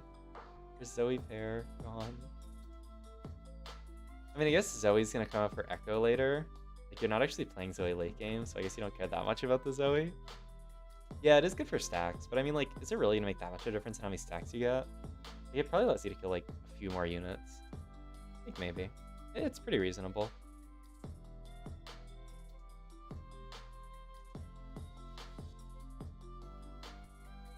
Okay. But, I mean, he's level 7 here. His sport's not that good though, honestly. I mean, his trait's like insane. He kind of needs to hit a little bit stronger board. Yeah, just make that. I feel like Riven 2 Vayne 2, he would be able to chill if he hits like an MF. He can cut like Silas. Get a duplicator and a JG. Pretty sure you roll in this position. Okay, that's Vayne 2. If you hit Riven 2, I think you're done rolling. Okay, he's gonna keep rolling here. Star. Oh, Riven 3? I think you hold it. Riven 3 would be insane here. I'm surprised he keeps rolling here. I thought his board's stable after hitting Riven 2 Vayne 2. Yeah, I think it is. Also, I don't know he's holding a lot of this stuff, like the Nihilus and stuff. Maybe he's thinking about... Okay. Ooh, I don't think it's Make It Rain. They see me rolling. Gives you a Nunu. Stats on this don't look that good. If you go, once again, I'm sorry to do this so much. But if you look at like 5-cost tier augments, the best ones are like Aphelios, this Mordekaiser one. Like, the Nunu ones are, I mean, they're middling actually. This is the carry one. It's like probably the best one in his spot, other than like Urgot. The other option is roll for MF carry. Isn't that better here? I don't know. Maybe it's not. Maybe it's just... I mean, obviously, stats on Nunu are good. Okay. And it's also, like, it gets in Mascot, which isn't bad. Wait, is he gonna prank the... Okay. Last, like... Okay, I would just prank frontline and look for a third Nunu item here, but I'm not Kurumx. And I mean, like, best case scenario hits Nunu too. Okay, yeah, just puts it on Riven. That's perfect. God, look at that Nunu zoom. But yeah, I feel like Nunu needs like healing here or just something to make him a bit tankier. Because as of right now, it's just a Nunu with a JG. And like, I guess he gets the HP from Anima. Real prank is the play along. Okay. What's the deal with this Plink emote anyway? Why is everyone going crazy for Plinkin? I don't get it. In any case, he's got a pretty good spot. If he hits one more Nunu, his spot's insane. And I think like best case you want like a B tier Gunblade here for Nunu. Like you do need to prio Nunu items because he is your whole augment. So I'd go like Sword or Rod here. It's a cat you wouldn't understand. That's an MF with Sword. What do you end up taking? Rod, okay. I mean, Rod's not bad either. He's already natural to Rod. Gadgetian in here and Defender. Oh, wait. Wait, this Poppy fits into the comp so well. I didn't even realize, but it gives you Defender and 3 Gadgetian. Wow, I didn't realize how well Gadgetian actually overlaps with Anima. I've never seen this board played before, but it actually makes a lot of sense with the Defender, Prankster, and Mascot. Huh. It's kind of dope.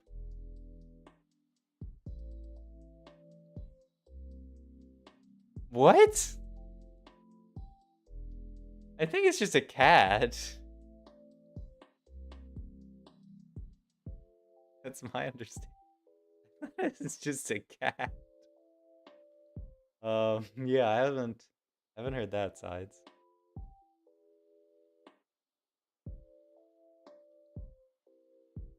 All right. I mean, he's 50 HP. I mean, he's level 8. I mean, he can just chill till 5-1 and then roll it. And if he finds one more Nunu, his spot's insane. More so than no thoughts behind the cat's eyes. And yeah, that sounds correct to me. But I am not a... He got another spat? It's actually... He even got a Rod here. It's pretty good. He kind of just needs a real item, though. Sunfire, Nunu, I guess? This is probably Anima Spat. And then I guess the best item you can make for Nunu is Sunfire? Nunu healing reduction? It's pretty good. Not for Sunfire plus Anima Spat. Now you can cut all the bad Anima units. Go. Titans? I mean, Titans Nunu is not that good, right? He doesn't auto-attack. Yeah, I think it's Sunfire. Oh, he's confused on Nunu items? He's a pretty weird cool guy. But yeah, I don't think Titans really does that much on him. He needs to hit. He needs to hit Nunu too. He needs to hit like an MF. There's the MF. Okay. Echo pair as well. I mean, you don't need this. I mean, I guess you do play Nasus. Yeah. Wait. I'm still not playing I mean, isn't like Nasus better than Vayne? Oh wait, no, he's playing Alistar for mascot. The Aegis. Okay, so you can just do it like this, I guess. Yeah, I think Titan's Nunu is not very good in slot. Well, this is an interesting game. Looks to be maybe a top 4. If he hits like one Nunu, it's definitely top 4. And right now he's just playing MF. It's so funny. His damage is just so spread out. It's like Jing's doing a little damage, Vayne doing a little damage, MF. Okay, so learnings from today. Definitely seems like vertical anima is lit. Like, I think people are definitely catching on to this. Because I was looking at the stats earlier today, and it looked really good in the stats. It definitely seems like people have realized. I mean, Nunu's getting a lot of HP. There's a damage Nunu and tank Nunu. Yeah, like hero augments. Well, one just supports the team. The other one is like Nunu. Like this one gives him movement speed and AP. I mean, unless you're talking about like builds, and in case that's also true. Like, yeah, you could just play like more damagey Nunu, or you could play more tanky Nunu. I wonder if he hits another Riven here, does he Nico it? Honestly, he really survived 7 anime, even got buffed about fine before. Yeah, I think that's true. Vertical anima definitely good with force fats. Okay, but like even without force fats, like, yeah, I mean he took ancient archives. Like, I mean, to be fair, and it was spat start, so like it's actually completely normal. Shit, he really wants to, like, ideally you would natural one and then you can Nico the other, but okay, yeah, making Ribbon 3 definitely is stronger than making him F2. I'm pretty sure this Nunu augment was a huge bait though. Like, I do not think it was very good here, especially with JG build. Like, I think he would have done a lot better to just like roll, find MF augment, or even just find like an Urgot augment. But oh, let's see. He might top 4 beating this guy. Nice. Okay, it's top 4. Just chatting. AC. He's looking at the stats on it. Like, it's fine.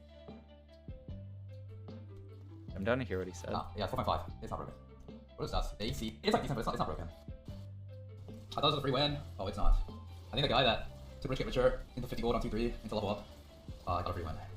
Oh, he level up? It should be level 4. Also, I was hoping this new augment would be broken because it just got buffed. But like, it's like decent, but it's not broken. It's not broken. Okay, so I think it was just limit testing and trying it out. What is that? AC, me, hello. That's it. Yeah, 4.5. It's not broken. It's just okay. Okay, fair enough. I was playing last patch when he chose Nunu augment. Oh, I mean, it sounds like he literally took it because it got buffed this patch and he wanted to try it. Math item here. Gunblade to juice up the Nunu, or maybe just like protectors about Riven. Warmogs? No, it's not Warmogs. I don't like Warmogs. You're playing Anima Squad. You get so much extra HP anyway. Wouldn't you much prefer just the resists from Protector's Vow? I think that's incorrect. In some ways, the Nunu buff hurts him because of the people competing for his Nunus. Is that true, though? Like, how many Nunus are really out of the pool in this game? Okay, this guy's board actually has a pretty tough time killing this Nunu because he's just running around the entire board. Okay. Top 3? Okay, it looks like it might be harder to do better than that. Oh, God. Okay, it's a... Man, that the rich get richer into level up guy, that is so gross. My God. Okay, and this other guy is just a laser core board with a laser core spat. 2 laser core spats. They're probably... Wait, it's Ramblin' on 9. You have 9 laser core? That's a lot of drones, I think he does. Alright, it's a 3rd. That was a fun game as well, though. Absolute super. Hope you guys enjoyed this video. If you did, like, comment, subscribe, check out my Twitch, and all my links down below. Are you winning? I haven't played any games today. I don't play TFT anymore. I just watch other people play TFT. But we watched some good games of TFT today. I was too tired. I started the stream. Actually, even before the stream, I felt like like tired. Like I was in Costco and I was like, oh, my eyes, I can feel the tiredness. So I was like, I'm not gonna play and run it down. I'll just watch some good people. Mid beast era, agreed. Jay, these drones. Okay. And speaking of tired, I gotta go. I'm losing my mind here. It was a fun stream though. We got to like watching Kurumx games. I actually learned like infinite. So yeah, hope everybody else enjoyed the stream. I'll be live tomorrow, doing some more of this, probably watching some other players, and then also playing some games of my own probably. Tomorrow is the last day for me to prep before the tournament, so we get as much prep as I can in as possible. Maybe I could do some VOD reviews with people. I don't know. I'll see. But yeah, so tune in for that. See you later, Kevin, Hart. See you later, Violet. But yeah, thanks everybody. If you are new and you haven't hit the follow button yet, haven't subscribed on YouTube, haven't checked out my Metafy for coaching, haven't checked out my Discord, do all those things. And I'll catch you guys